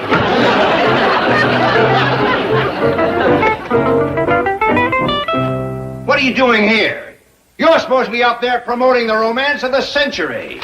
I would hardly call the mercenary matching of Mr. Clampett and Mrs. Carrington romance. No. Well, what's your idea of romance? Romeo and Juliet, Tristan and Isolde, Venus and Adonis, Heloise and Abelard. Baloney. I'll bet Clampett and Carrington have got more money than all of them put together. This is getting worse. Please, let me call a psychiatrist. What for? Two people can have all the money in the world and still not be happy. I think you'd better call a psychiatrist. You're cracking up. First, drive me to the Clampetts. We've got to keep fanning those flames of love. You don't know the meaning of the word. If people are in love, they can be deliriously, ecstatically happy without a penny to their name. I'll drive. You lie down in the back seat. No trace of that goat, Granny, but he'll probably turn up around supper time. You can bet on it. Sit down. I want to talk to you. What about? About that fine, big, strapping, hard-working, rich widow woman that moved in next door to us. Granny, you ain't gonna commence matchmaking again, are you? Of course not. She can have her pick of any man in Beverly Hills. Then let her do the picking. She'll get snapped up quick enough. A woman like Ms. Philip Brentwood Carrington III don't have to beat the bushes with no stick to get herself a husband. Who you pouring that for? Oh, that's for Miss Carrington. I think she's going to drop over. She will if she drinks that. She'll lay there for a spell. Hi there. Well, Aggie, Jed was just talking about you dropping over. Howdy, man. Don't let me interrupt anything. Oh, no. Jed was just leaving to go upstairs and shave and change his clothes. Ain't you, Jed? Well, I reckon I am. Excuse me, ladies. I thought I'd give that rheumatism medicine a try. It's right here. Sit down. Well, what do you think about Jed? Handsome devil, ain't he? Well, he's all right if you like that rugged type. You will. You will. Bring the flowers and candy, will you? I've got the jewelry and perfume. Chief, may I point out that Mr. Clampett may resent your implication that he doesn't know how to court a woman? Well, he doesn't. Not a woman like Mrs. Philip Brentwood Carrington III. She's used to being showered with gifts and attention. We've got to get those two lovebirds to the altar before estimated tax returns are due. I suppose the ceremony will be performed by a CPA. Can they do that? Howdy, folks. Come on in. Thank you. There, I see you're wearing your Sunday best. Are you planning to call on Mrs. Carrington? Oh, as a matter of fact, she's sitting out in the kitchen jawing with Granny. Oh, good. What's all this? Flowers and candy? Who first? I think I'd better let Mr. Drysdale explain that. Well, actually, they're for you, Mr. Clampett. Me? Yes. Mr. Drysdale. You see, here in the city, things move at a faster pace than you used to back in the hills. Now, back there, if you liked someone, you'd probably invite them to take a walk on Sunday afternoon, shoot them a rabbit or something. But out here, you have to shower them with gifts and attention. Now, in addition to the flowers and candy, I've taken the liberty of picking this out for you. Beautiful. Oh, and some perfume. Mr. Drysdale. Yes. Just shoot me a rabbit.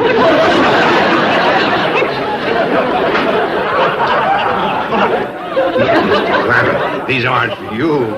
These are for you to give to Mrs. Carrington. What for? Well, you like her, don't you? Don't know her. Well, let me tell you about her. Oh, what a lovely woman. She's got everything. Wealth, culture, breeding, education, money. Lots of money. Beauty, sophistication. A princess, Mr. Clampett. A veritable princess. How's your back? What back? Oh, mine. Oh, it's great. You know, you're right about this stuff. It makes having rheumatism a ball. Just sip it, honey. Don't gulp. Okay. Now, let's get back to Jed. Would you like to step out with him tonight? No, thanks. Gulp it. Gee, that's beautiful material. That reminds me of Hawaii. I used to have a moo-moo like this. A what? A moo-moo. Go back to sipping, honey. There ain't no cows this color. I tell you, Mr. Clampett, if I weren't a married man, I'd be in that kitchen on my knees, asking that remarkable little woman to be my bride. You talking about Aggie or Granny? I'm talking about Aggie. Why, she was the toast of Europe. Every man in Paris was after her.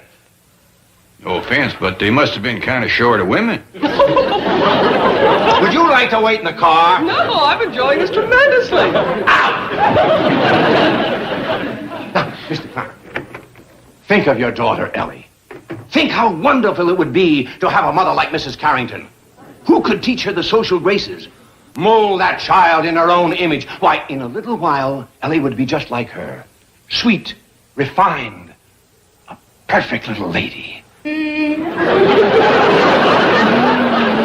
I better fetch Jim. You've had enough of this. Get yourself some buttermilk from the icebox. Buttermilk around the icebox.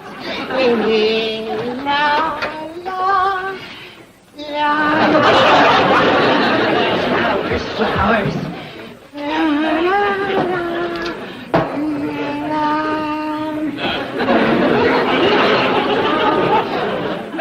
Wait. Just give her these. It could be the start of a beautiful account. Courtship. Friendship. Mr. Drysdale, I thought Granny was a matchmaker, but you take the rag off in the bush. Jed, where are you going? I'm going upstairs and lock myself in my room. It ain't safe to be single around here. But Aggie's waiting for you in the kitchen, and she ain't gonna keep you well.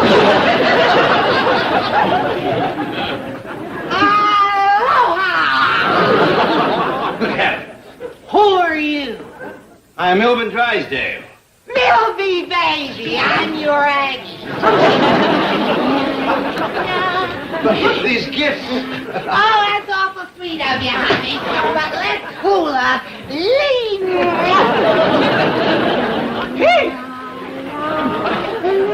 Agnes, you are to come home immediately. Mrs. Carrington just arrived. Who? Oh, no, moneybags to go peddle her papayas. I have just snagged me a rich banker. I'll never know what he sees in that woman. It's gonna be hard to break the news to Miss Drysdale.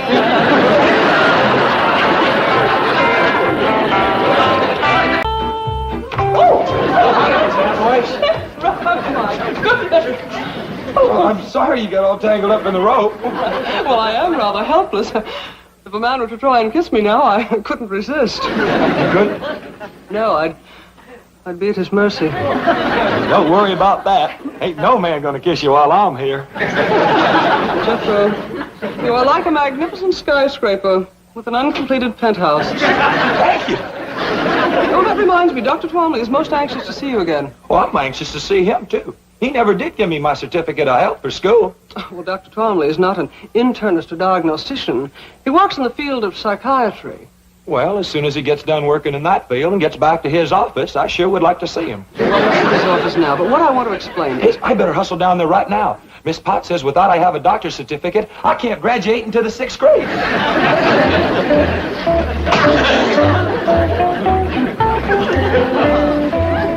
Jethro? Oh, good morning, Granny. Morning, Miss Hathaway. Where's Jethro? I told him to string me a clothesline in here. I'm gonna have to take a hickory switch to that boy again. He's gone, Granny, but you don't need a clothesline. I sure do. Can't hang him outside. It's gonna rain today. But, Granny, you have an automatic clothes dryer that... Rain today. That's right. Well, I just read the weather forecast in the morning paper, and it says fair. Yeah, it's gonna be a pretty fair rain. Granny, the Government Weather Bureau says no rain today. Is that a fact? Granny? Oh, howdy there, Miss Hathaway. Howdy. Granny, your soap's hardening up real good. I best go out and start cutting it into cakes. It's gonna rain today. Miss Clampett, perhaps you can ease Granny's mind about this rain. Oh, that don't vex Granny none. She likes rain. Besides, it don't rain enough out here. It's not going to rain today. Who says it ain't? Well, the U.S. Weather Bureau. Who's he? If I had to narrow it down to one he, I guess I would have to say chief meteorologist. Well, yeah, them Indians is pretty good at reading rain signs, but I'll go along with Granny. The United States Weather Bureau does not depend upon rain signs. It is a vast complex of highly skilled meteorologists working with the latest scientific equipment. They send balloons tens of thousands of feet into the air to measure wind velocity, barometric pressure, moisture content, and temperature. Their radar network scans the weather all over the continent. Their weather satellites are out in space circling the globe. Now, what does Granny have to compare with this in making a weather forecast? Twinges. Them little stabbing pains in her bones. I know what twinges are, but they can hardly be considered dependable weather prophets. I reckon they're as good as balloons. Granny's got other ways of telling when rain's on the way. She studies ants and spiders and listens to the way the owl hoots and other things. I'm afraid superstitions and omens cannot compete with knowledge and experience. Well, I'm glad you're coming around to our way of thinking. Where's Jethro? Granny's going to want him to tote that soap in before it rains. He's gone to Dr. Twombly's office. Good. He's going to need that health certificate at school. I've got to have it before I can graduate to 5th grade. You're in the 5th grade? Yes, sir. Fixing to scoot right on up into the 6th quick as you can give me my certificate of health. Jethro, a simple physical examination's no problem. I want to explore your mental capacity, your cerebral region. Should I take off my shirt? No. That won't be necessary. Just make yourself comfortable on the couch over there. Well, what did you do to your thumb? Oh, I have a patient who thinks he's a dog.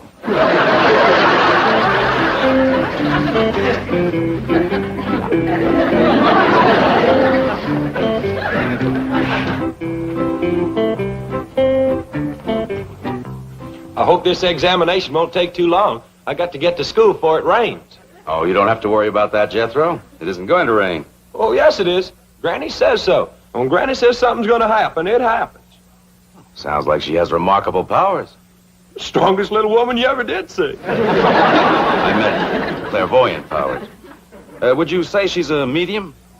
No, sir. I'd say she's a small. She's strong as a medium, and if she ever took a switch to you, you'd know it. Has she ever taken a switch to you? Oh, she sure has. Woo. And you stood for it? Last time stood for pretty near 2 days. Sounds like your grandmother is rather savage. Sometimes she's as ornery as a mud wasp in a dry gourd. Violent temper. I'll say. You're afraid of her? Oh, yes, sir. She's vicious? Well, that's a fact. Mean? Darn tootin'. Cruel? Oh, yes, sir. You hate her? Granny? Why, she's the sweetest little woman that ever lived. But you said she whips you. Well, she sure does. How often? Just as often as I need it. Jethro, you're quite a remarkable boy. Oh, is the examination over? No, just right. Now, you say you don't hate your grandmother. But how do you feel about your Uncle Jed? Is he a strict disciplinarian? Uncle Jed says that's nobody's business.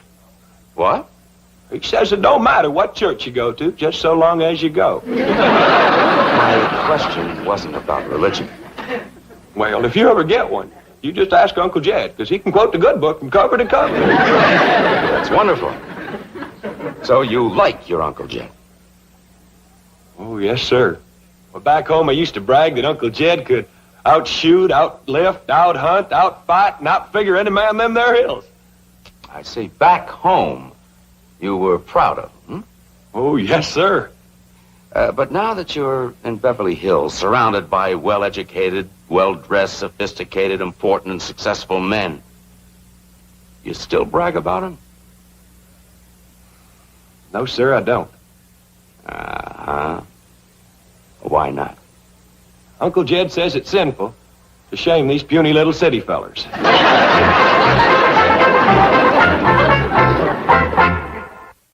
Miss Hathaway, how well do you know that there Dr. Twombly? Well, I'm not a patient of his, but he has a very big reputation. I think I know how he got it. What do you mean? I wasn't in his office for 2 minutes, and he tried to lure me to his couch. Well, he does that with everybody. He's a psychiatrist. Yeah, he admitted that to me, and I told him he ought to try to get himself cured. Psychiatry is what he practices. Well, he ain't going to practice on Pearl. Now then, Jethro, as I've already explained, sometimes we have hostilities and aggressions which are so deeply hidden from our conscious mind that they reveal themselves only in our dreams. Now, please, try again to recall for me a few of your dreams.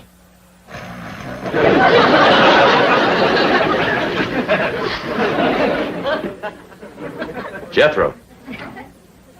I want you to tell me about your dreams. You keep asking me about my dreams, but you won't let me sleep long enough to have one.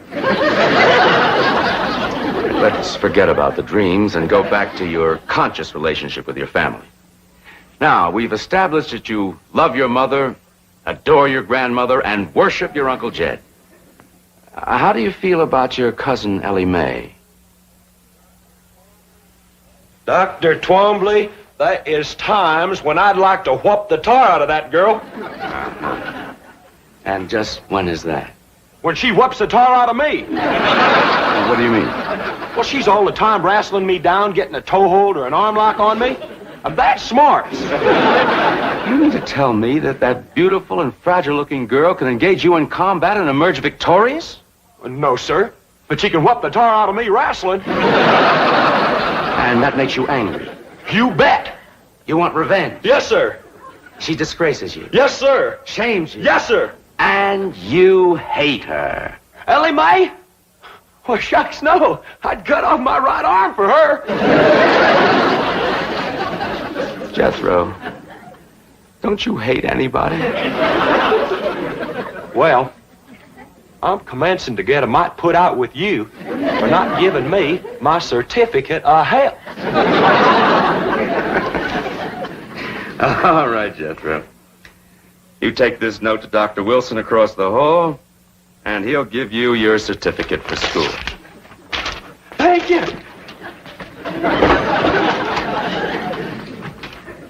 Oh, howdy, Mr. Drysdale. Well, Jethro, hello. You going in to see Dr. Twombly? Briefly, yes. Do you hate your mother? No. Well, don't tell the doctor. Seems to disappoint him something awful.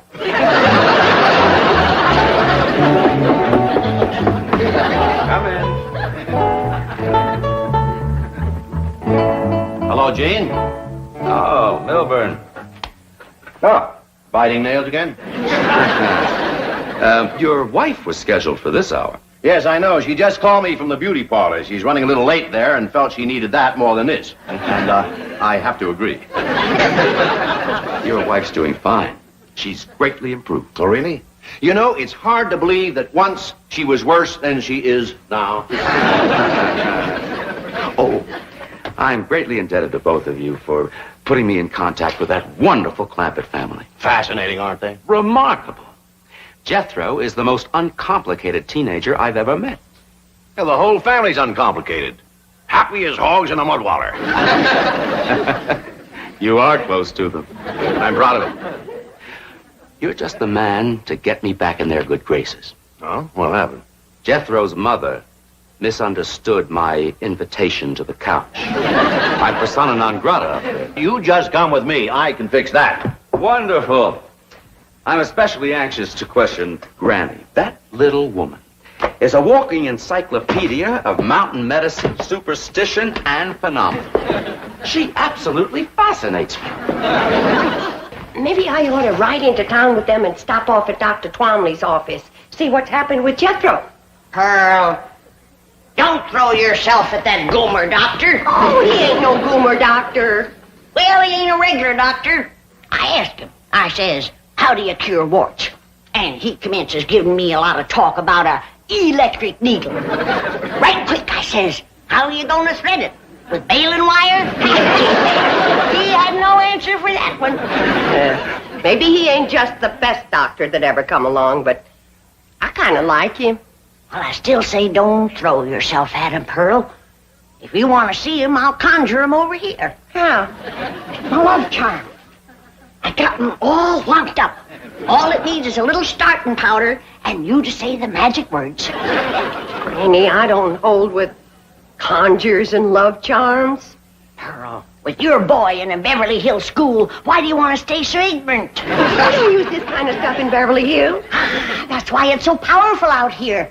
They don't know how to fight it. Open the pouch a mite, and I'll sift in a little starting powder, and then you hold it to your heart, and you say the magic words. Granny, I don't know how to do it. I'll show you. Now you watch. Darling, darling, my true love, come a-swooping like a dove. Oh, Granny! Granny!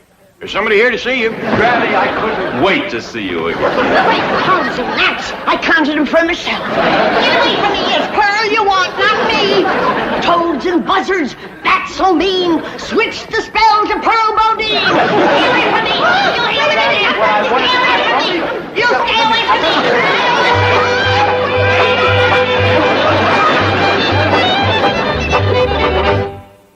But, Mr. Clampett, you don't understand. I just calm down, Dr. Twomby. Over here and sit on the sofa while you get a grip on yourself. Well, I'll be getting back to the bank, Gene. I see you're in good hands. No, Milburn, wait. What's going on? Explain it to me. He explained the behavior of these uncomplicated people to Beverly Hills' leading psychiatrist. No, Milburn, wait. Sorry. I want to pick up my wife at the beauty shop before the rain. Rain? What rain? The forecast says clear. You'll learn. So long, scientist. Mr. Clampett, I am perfectly all right. All I want to do is see Granny. I know that, but you gotta control the urge till she can break the spell. What spell? The one she throwed on you by accident. I'd like to talk to her about it. You would, but just simmer down a little first. I told you that love charm would work twice as powerful on these Beverly Hills men. I can't believe it. I just can't believe it. I tried to switch it over to you, but it had too strong a hold on him. I'll have to break the spell now with my letting go powder, and then start all over for you. Now, understand me, I don't blame you for the way you feel. Ain't no finer women growed in the whole world than in the hills back home. Now, you take my cousin Pearl.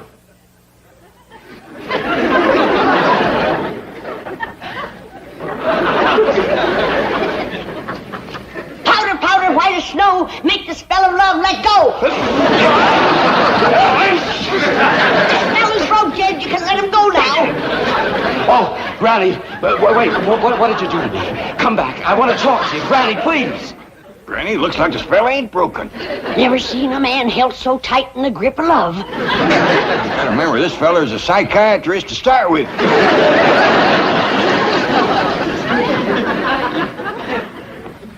Now, stay right where you are, Doctor. I'll bring Granny in to see you just like I promised, and Pearl, too. Gee, how do I look? Fetching as a fat hog on market day. Let's go see how Granny's doing. Granny.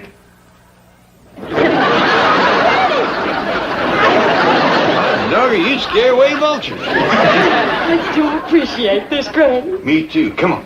I'm glad to get shit of the rascal.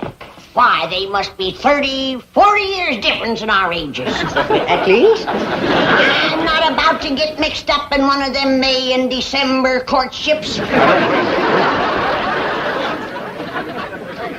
Here they are. Bonjour, Monsieur Doctor.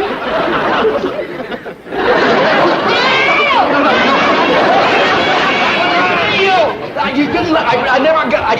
you didn't let... Pearl, I never see a spell to beat this one. I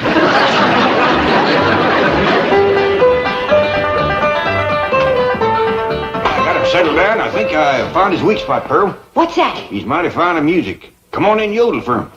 Jed, I just can't bust out yodeling for no reason. Well, don't worry. I'll lead you into it real natural. Well, I just hope it helps to get his mind off Granny. Me too, Pearl. I'm getting awful tired of that young feller chasing me. Why, there must be 20 years difference in our ages. At least. Come on, Pearl. By dingy's daisy, it was your love charm that got him started. But maybe it's your own charm that keeps him going. Oh, say, Dr. Twombly, did I ever tell you about my cousin Pearl here being an extra fine cook and housekeeper? Yes, you did. Did I tell you about her dressmaking? Yes? Sock darning and shirt mending? Yes.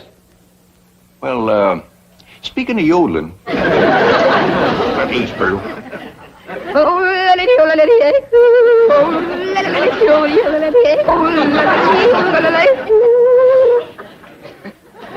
Ever hear anything like that, Doctor?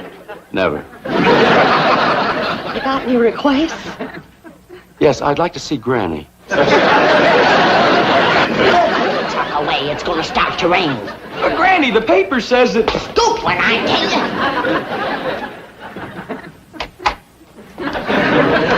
Did I hear Jeff? Oh, here you are, Granny. Thank goodness. At last, maybe we can be alone together for a little while. I've got so much to talk to you about. Before we begin, I want to remind you that I ain't no spring chicken. I couldn't care less. I'm glad you're the age you are. Well, you ain't exactly just hatched out of the egg yourself. So much the better.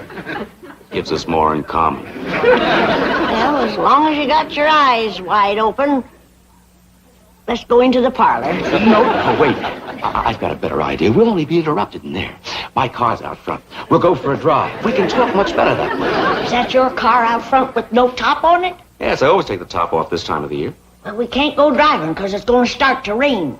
No, it isn't. No, I say it is. But I heard the news on the way over. The weather forecast is for clear skies. What time is it? A little before 3. It's going to start to shower any minute. No, it isn't. No, I say it is. What makes you think so? I've been reading the signs. What signs? The way the ants is banking the dirt up in front of their holes. And the owl is hooting close to the house during the day. Fascinating. Come on. You can tell me all about it while we drive around. I told you I ain't going driving in the rain. But, Granny, it isn't going to rain. You are the muleyest goomer of a doctor I ever did see. Come on. Come on, Granny, help me coming. See, I knew this would happen if we stayed here. Leave him be, Jed. We's old enough to know what we's doing. Besides, he's got to get his car under cover before the rain hits. It isn't going to rain. Now, look, let me show you. Look! Did you ever see such a clear blue sky, such a... What's that black thing? That's a rain cloud. My doggy, Granny, you hit it right on the nose. Oh, my God!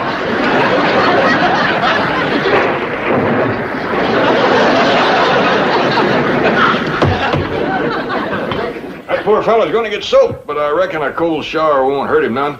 Might even broke the love spell you throw it on him, Granny. Oh, I don't care about that no more. Things wouldn't have worked out between him and me no way. Well, what do you mean? He's too old and set in his ways.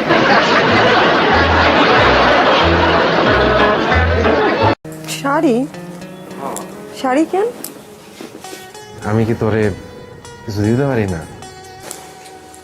এমনি করে টাকা খরচ করলে টাকা জমাইবা কেমনে? দূর, একটা শাড়ির আর কতই দাম।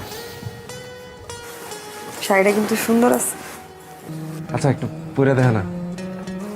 আরেকদিন পরবো। কি কস, পর না, তোরা অনেকদিন শাড়িতে দেখি না। রাবেয়া, রাবেয়া, খুলতেছি।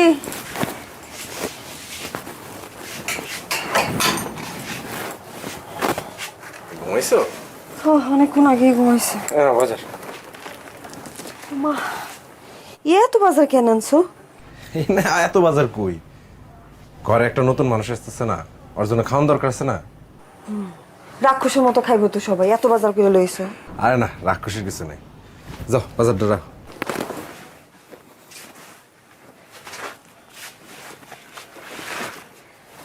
আমি চিন্তা করছি কি, ধার কর্জ করে হইলেও টাকা পয়সা জমা একটা সেকেন্ড হ্যান্ড মোটরসাইকেল কিনবো।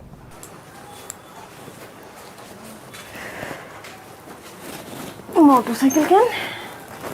আরে ভাড়ায় গাড়ি চালায় খুব একটা লাভ হয় না, এদিকে তেলের দাম বাড়তি, তারপরে যে চাকরিটা করি সেখানে তো টাকা পয়সা খুব বেশি দেয় না। ঘরে একটা নতুন মানুষ এসেছে, আমি যদি এই চাকরিটা ছাইরা যদি বাইক রাইড সারাদিন করি তখন কিছু টাকা আসবো, ভালো হইব না? দেখো যত যাই কও, চাকরির কিন্তু একটা নিশ্চিত ইনকাম আছে, সেটা কমই হোক। চাকরিটা ছেড়ে দেয় কি ঠিক হইব? তাও ঠিক, কিন্তু এই যে ঘরে একটা নতুন মানুষ এসেছে, একটু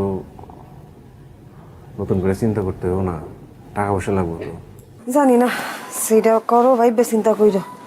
আচ্ছা তুমি অত চিন্তা করো না, এটা তো এখনই কিনতেছি না, টাকা জমাতে তো একটা সময় লাগবে, তাও ধরো 6-7 মাস তো লাগবেই। তারপরে রফিকরে কইছি যে যখন মোটরসাইকেল কিনবো তখন কিছু টাকা ধার দিতে, ও রাজি হয়েছে, মিলাজুলা একটা কিছু হইব। আচ্ছা বাদ দাও, এই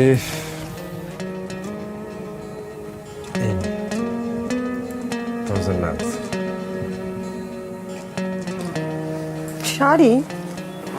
শাড়ি কেন? আমি কি তোরে কিছু দিতে পারি না? এমনি করে টাকা খরচ করলে টাকা জমাইবা কেমনে?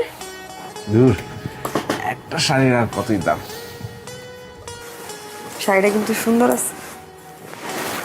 পছন্দ হয়েছে? আচ্ছা একটু পরে দেখা না। আরেকদিন পরবো। কি কস, পর না, তোরা অনেকদিন শাড়িতে দেখি না। শরীরটা ভালো লাগতেছে না। বেশি খারাপ লাগতেছে? আরেকদিন পরে দেখা। আচ্ছা ঠিক আছে, তাহলে খাবার দে। ও কি খাইছে? কি রে বাপ, আরে কি মশা রে।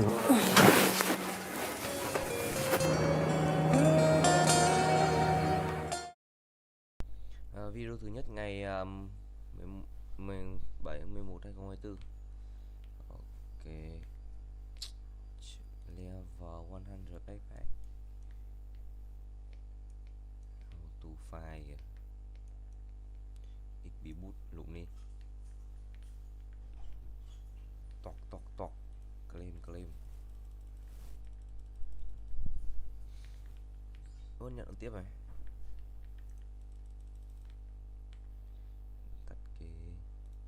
Ngồi sẵn đi. Ok, tắt này đi. Claim tiếp đi. 200 tiếng rồi. 261 tiếng. Hết rồi. Boss challenge cái gì?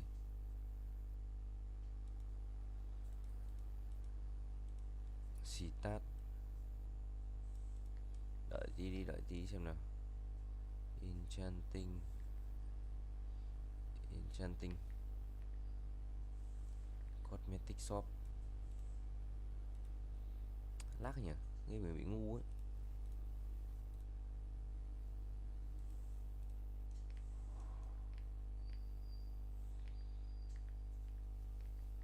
Có map mới không? Xem pet nào nè. Quả Gozo lại cực binh chi lùng rồi đấy. Event gì đây? Toạc.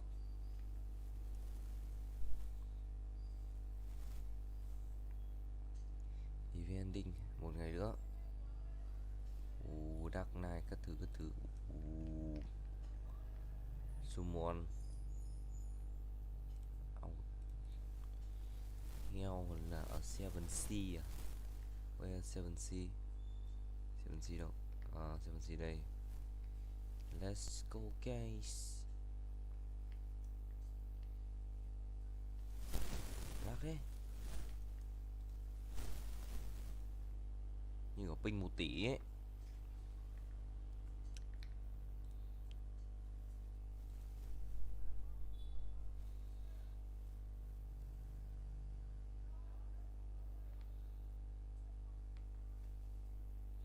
Let's go, vào game rồi, vào game rồi.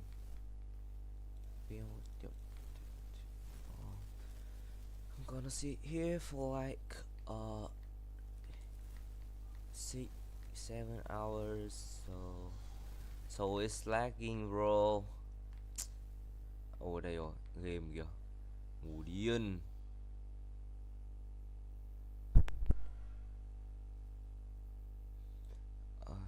Chiều nay không có mưa bay. Let's go. Sự là một chút lag ấy, nhưng mà không sao hết.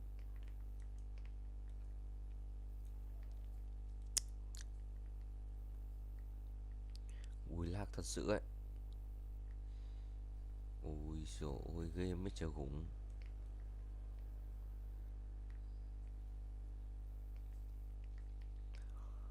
Đời mày lag quá bro. Rơi ngay một cái vòng vàng kìa. Thanks. Thế xong à? Ui, nó lag ạ. Bẹp. Chẳng là gì mình bắn mất bao nhiêu làm.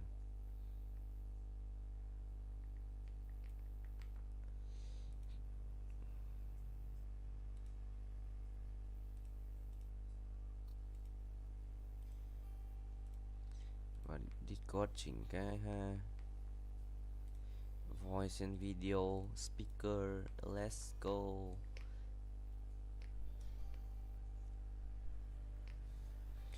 Quay đi.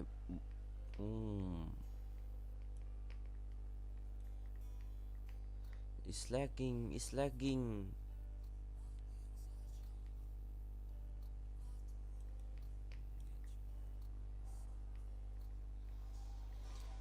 Này không có mưa bay. Lâu rồi quên. Một cái triệu ultimate đây ha. Một bắn trái tim.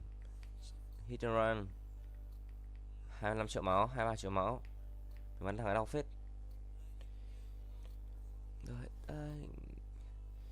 Chiều nay không có mưa bay. Đường dài. আপনি এখান থেকে চলে যান। লাইলি, তুমি না আমারে বলছিলে আমারে না পাইলে তুমি ব্লেড দিয়ে আমার নাম লিখে হাত কাটবা। আজকে তোমারে না পাইলে আমি হাত কাটবো। তোমার নাম লিখবো হাতে আমি। আরে পাগল নাকি? কি করবে লাগছে?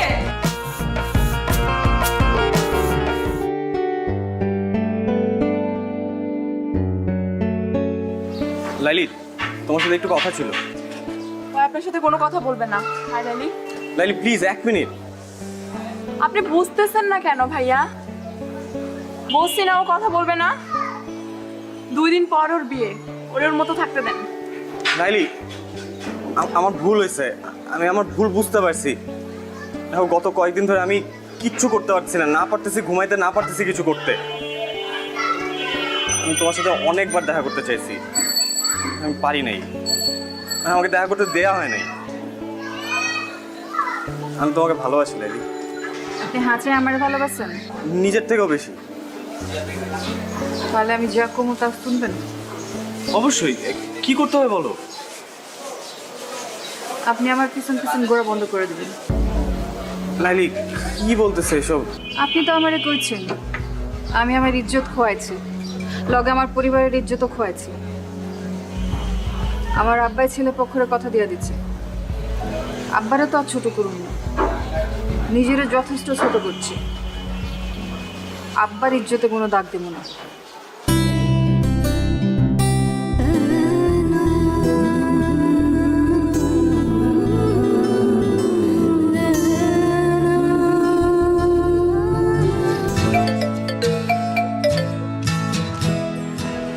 হ্যালো। আসসালামু আলাইকুম ভাইজান। ওয়ালাইকুম আসসালাম। আমি নীলের আম্মা কইতাছি। আপা আমি জানি আপনি কি কইবেন, আমার কিছু করার নাই। আমি লাইলিরে জিগাইয়া সবকিছু ঠিক করছি। ভাইজান কইতেছিলাম কি, আপনি লাইলির বাবা, দিন শেষে আপনার মেয়ে সুখটা আপনার কাছে বড়।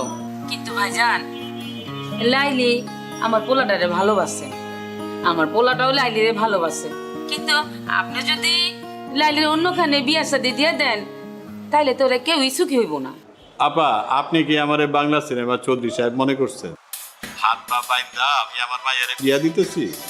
আমি যা কিছু করছি ওরে জিগাই করছি। ভাই সাহেব, আমার ছেলেটা লালিরে সত্যিই খুব ভালোবাসে। আপনি দেখেন আমার পোলাটা আপনার মেয়েরা অনেক সুখে রাখবো। আপনি যদি লাস্টে একবার যদি ভাইবা দেখতেন। আপা আমি অনেক ব্যস্ত, এখন রাখি। আপনি আমার মাইয়াটার জন্য দোয়া করেন, আমি আপনার পোলার জন্য দোয়া করি। আল্লাহ হাফেজ।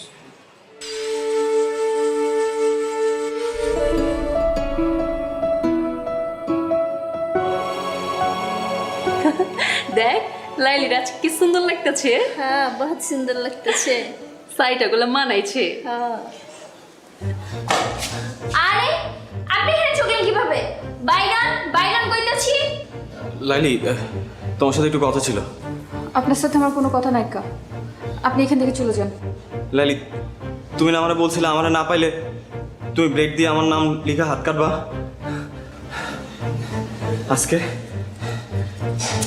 তোমারে না পাইলে আমি হাত কাটবো, তোমার নাম লিখবো হাতে আমি। আরে পাগল নাকি? কি করবে লাগছে? হেনি কে আছে? মামা, আয় মামা, মামা, মামা। এসব করার কাম নাই, আপনি এখান থেকে যান গা।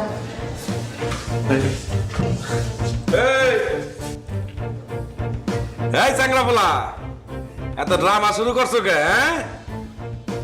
পুলিশ ডাকো। আপনি যারে খুশি তারে ডাকেন মামা, আমি লাইলির সাথে বাঁচবো না। তখন তো খুব কইছিলা লাইলি একটা নাটক বাজ, ওই খালি নাটক করে বেড়ায়। হ্যাঁ, ওর লগে মজা লওয়া যায়, ওর লগে প্রেম করা যায় না, আর বিয়া করুম না। আর এখন কইতাছো ওর সাথে আমি বাঁচুম না? না, হ্যাঁ, এসব নাটক বন্ধ করো। আমার বিশ্বাস করেন আমি কোনো মজা নিতে আসি নাই। আমি সত্যি সত্যি লাইলি তোমার নাম লিখবো এবং ব্লেড দিয়ে না সত্যি রক্ত জলের নাম লিখবো। লাইলে তুই রাজি হয়ে যা, না ছেলেটা এরকম পাগলামি করতেছে, আমার কাইটা লাইব। এমনি কিন্তু ছেলেটা ভালো আছে, তুই রাজি হইলে সবকিছু ঠিকঠাক হয়ে যাবো। আমি দুলা বাইরে সামলাইতেছি, তুই কোনো চিন্তা করিস না, ঠিক আছে? রাজি আছিস না? আরে রাজি হয়ে যা, আমার না করিস না, ভালো আছে ছেলেটা।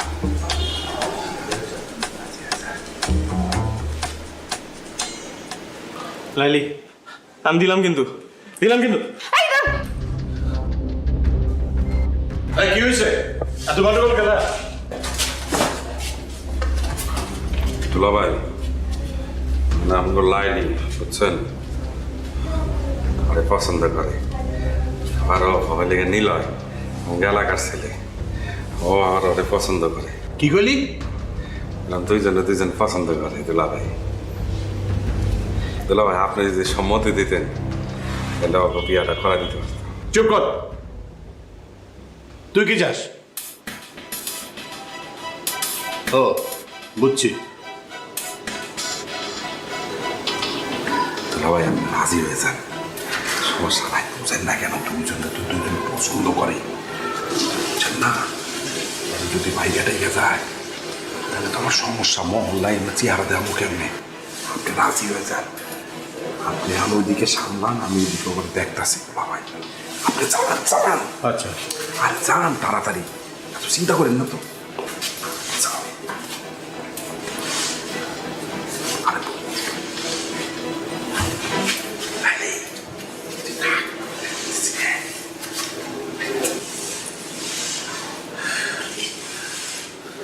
হ্যাঁ কও, নাইলে কিন্তু কাটুন।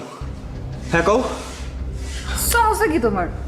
শেষ পর্যন্ত তুমি ঘুড়ি মাস্টার ব্লেড লাইলির কাছে ধরা পড়লা। হ্যাঁ, ঘুড়ি মাস্টার ব্লেড লাইলির কাছে হাইরে গেছে।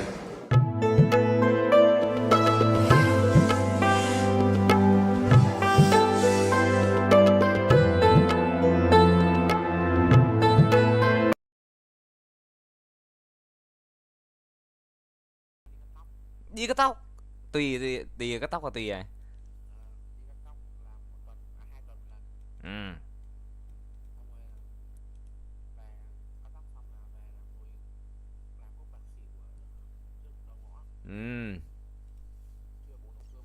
Xong.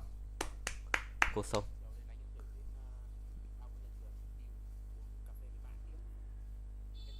Xong, cuộc sống qua Bình Chi Lung.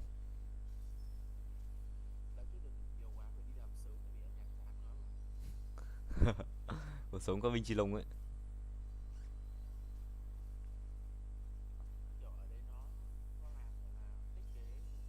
Thích cái gì không?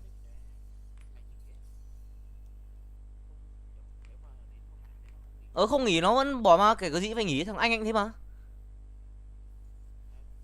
Nó cho mình ngày nghỉ mình không nghỉ mình phí đâu ấy. Mà nó vẫn tính công mà, nghỉ vẫn tính công. Thế anh về làm, Hiếu cũng về làm, không Hiếu làm bên IT, anh làm bên xuất nhập khẩu logistics xong. Lụm. Hết lực chấm Hiếu ạ. Về quê đấy, thật sự về quê đấy, thật sự chỉ cần có xe đạp thôi Hiếu ạ. Về quê mua ô tô đi cũng buồn. Về quê mà có mấy con xe điện này Hiếu, không lo xăng, thế mà bú điện mà đi thôi. Vẫn là đam mê của tuổi trẻ à, cũng được đấy Hiếu ơi.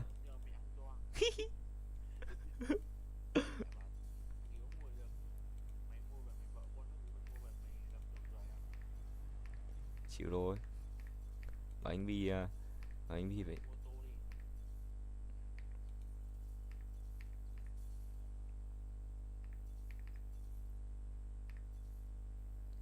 Ui, làm lông thế.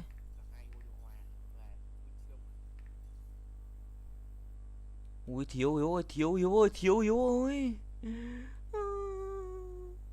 Đồ đâu nữa rồi, thiếu một con ấy kìa.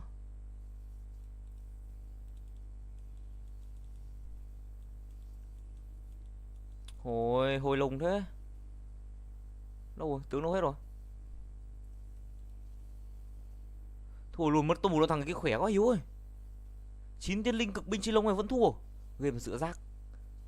Ê đừng thua nha. Sao? Nhọt. Game thật sự là rác. 9 tiên linh giờ yếu thế.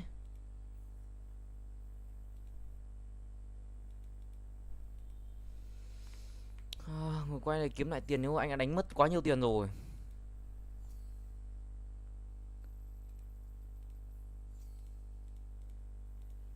Chủ nhật tuần này mà ăn được nữa là anh lấy lại được gần hết tiền đấy. Anh nghịch dại quá Hiếu ơi. Nghịch dại quá. Mất có một thôi Hiếu ạ. Mất một nên anh đi đầu tư với vợ nó ấy. Cờ bạc cái gì sở thích cá nhân Hiếu ơi.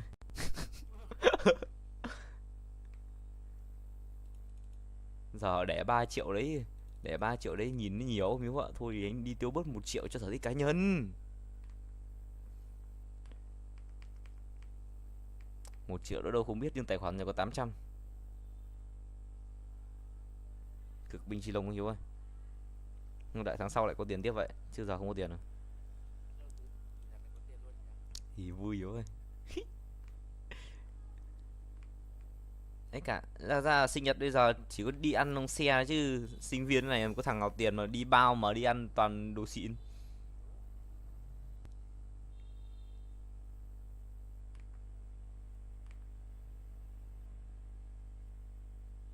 Cùng lắm mình trả 6, bọn trả 4 Hiếu ạ. Thế là đẳng cấp lắm rồi đấy.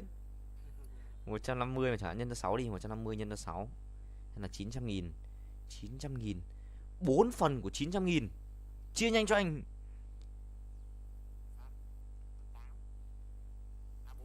À. 900 4 phần 225.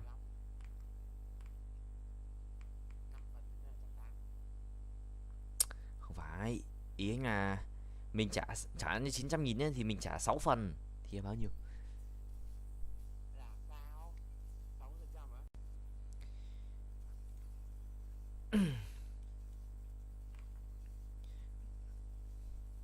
Không biết chú bé Cường đánh con gì không biết.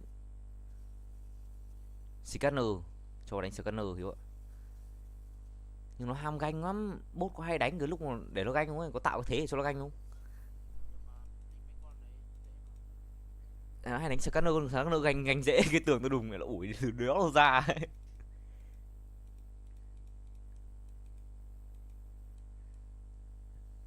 Nhưng có Sinara đi ganh xung quanh thì không khỏe bằng con Ari yếu ạ. Con Ari hả? Nhưng mà con Ari cả lên cấp 6 rồi, anh lên cấp 6 là một ấy là lia xong quê lính rồi, là đi ganh luôn. Ganh hoàng thì để khi khác đi. Tốt bỏ. Hiếu thích đánh ấy, đánh rồng hay đánh ấy nhở? Đánh rồng hay là đánh sâu ở Hiếu?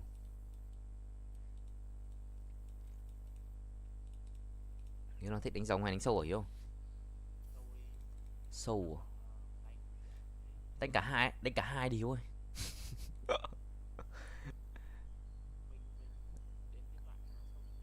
Nếu mà sâu ra ấy mà cứ như anh với Hoàng khỏe, hai thằng là đủ rồi mà.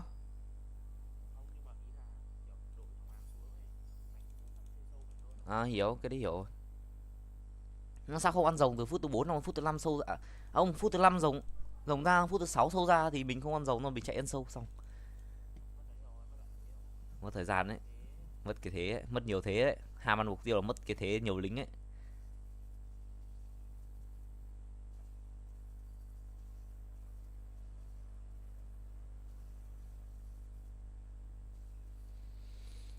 Một chú bé on thì đánh sao cái thằng nếu mà thằng AD nó khỏe thì mình giết được nó rồi. Thế chú bé on thật sự là kinh khủng ấy.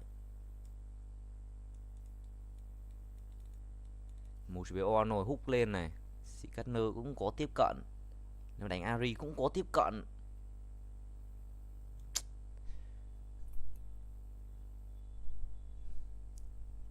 Nautilus của binh Chi Lung. Hôm nay đánh chắc chắn là không có thằng nào được chơi Silat hết rồi thôi ạ. Không có Silat trước. Cái món gì nữa nhỉ? Cái gì mà team mình không chơi mà nó lại khỏe trong meta này nhỉ? Hả? À xì à? Chúng nó có chơi không vậy?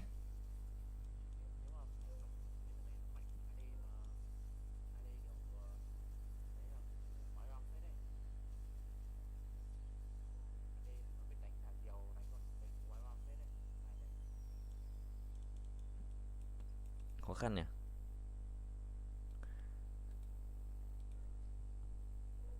Nhớ đừng gửi cho anh mấy cái viết mà thôn hóa thành ấy nhá, anh không thích thế phân biệt đâu nhá, nhớ nhá.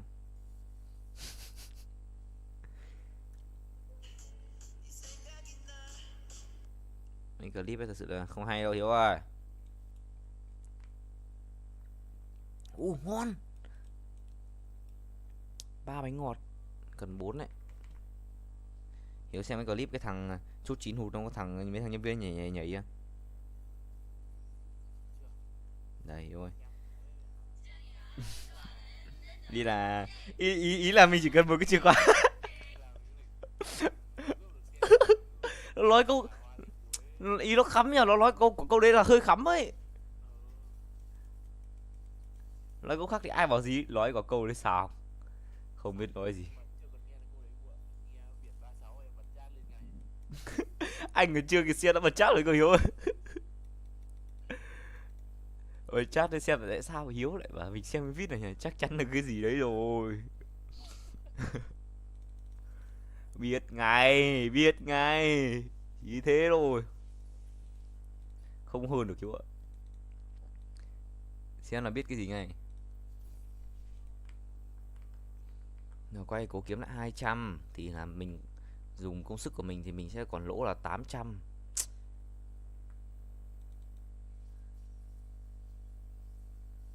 Mình cố gắng tiết kiệm để bù cho cái sự mất mát ngu si của mình đúng không ạ?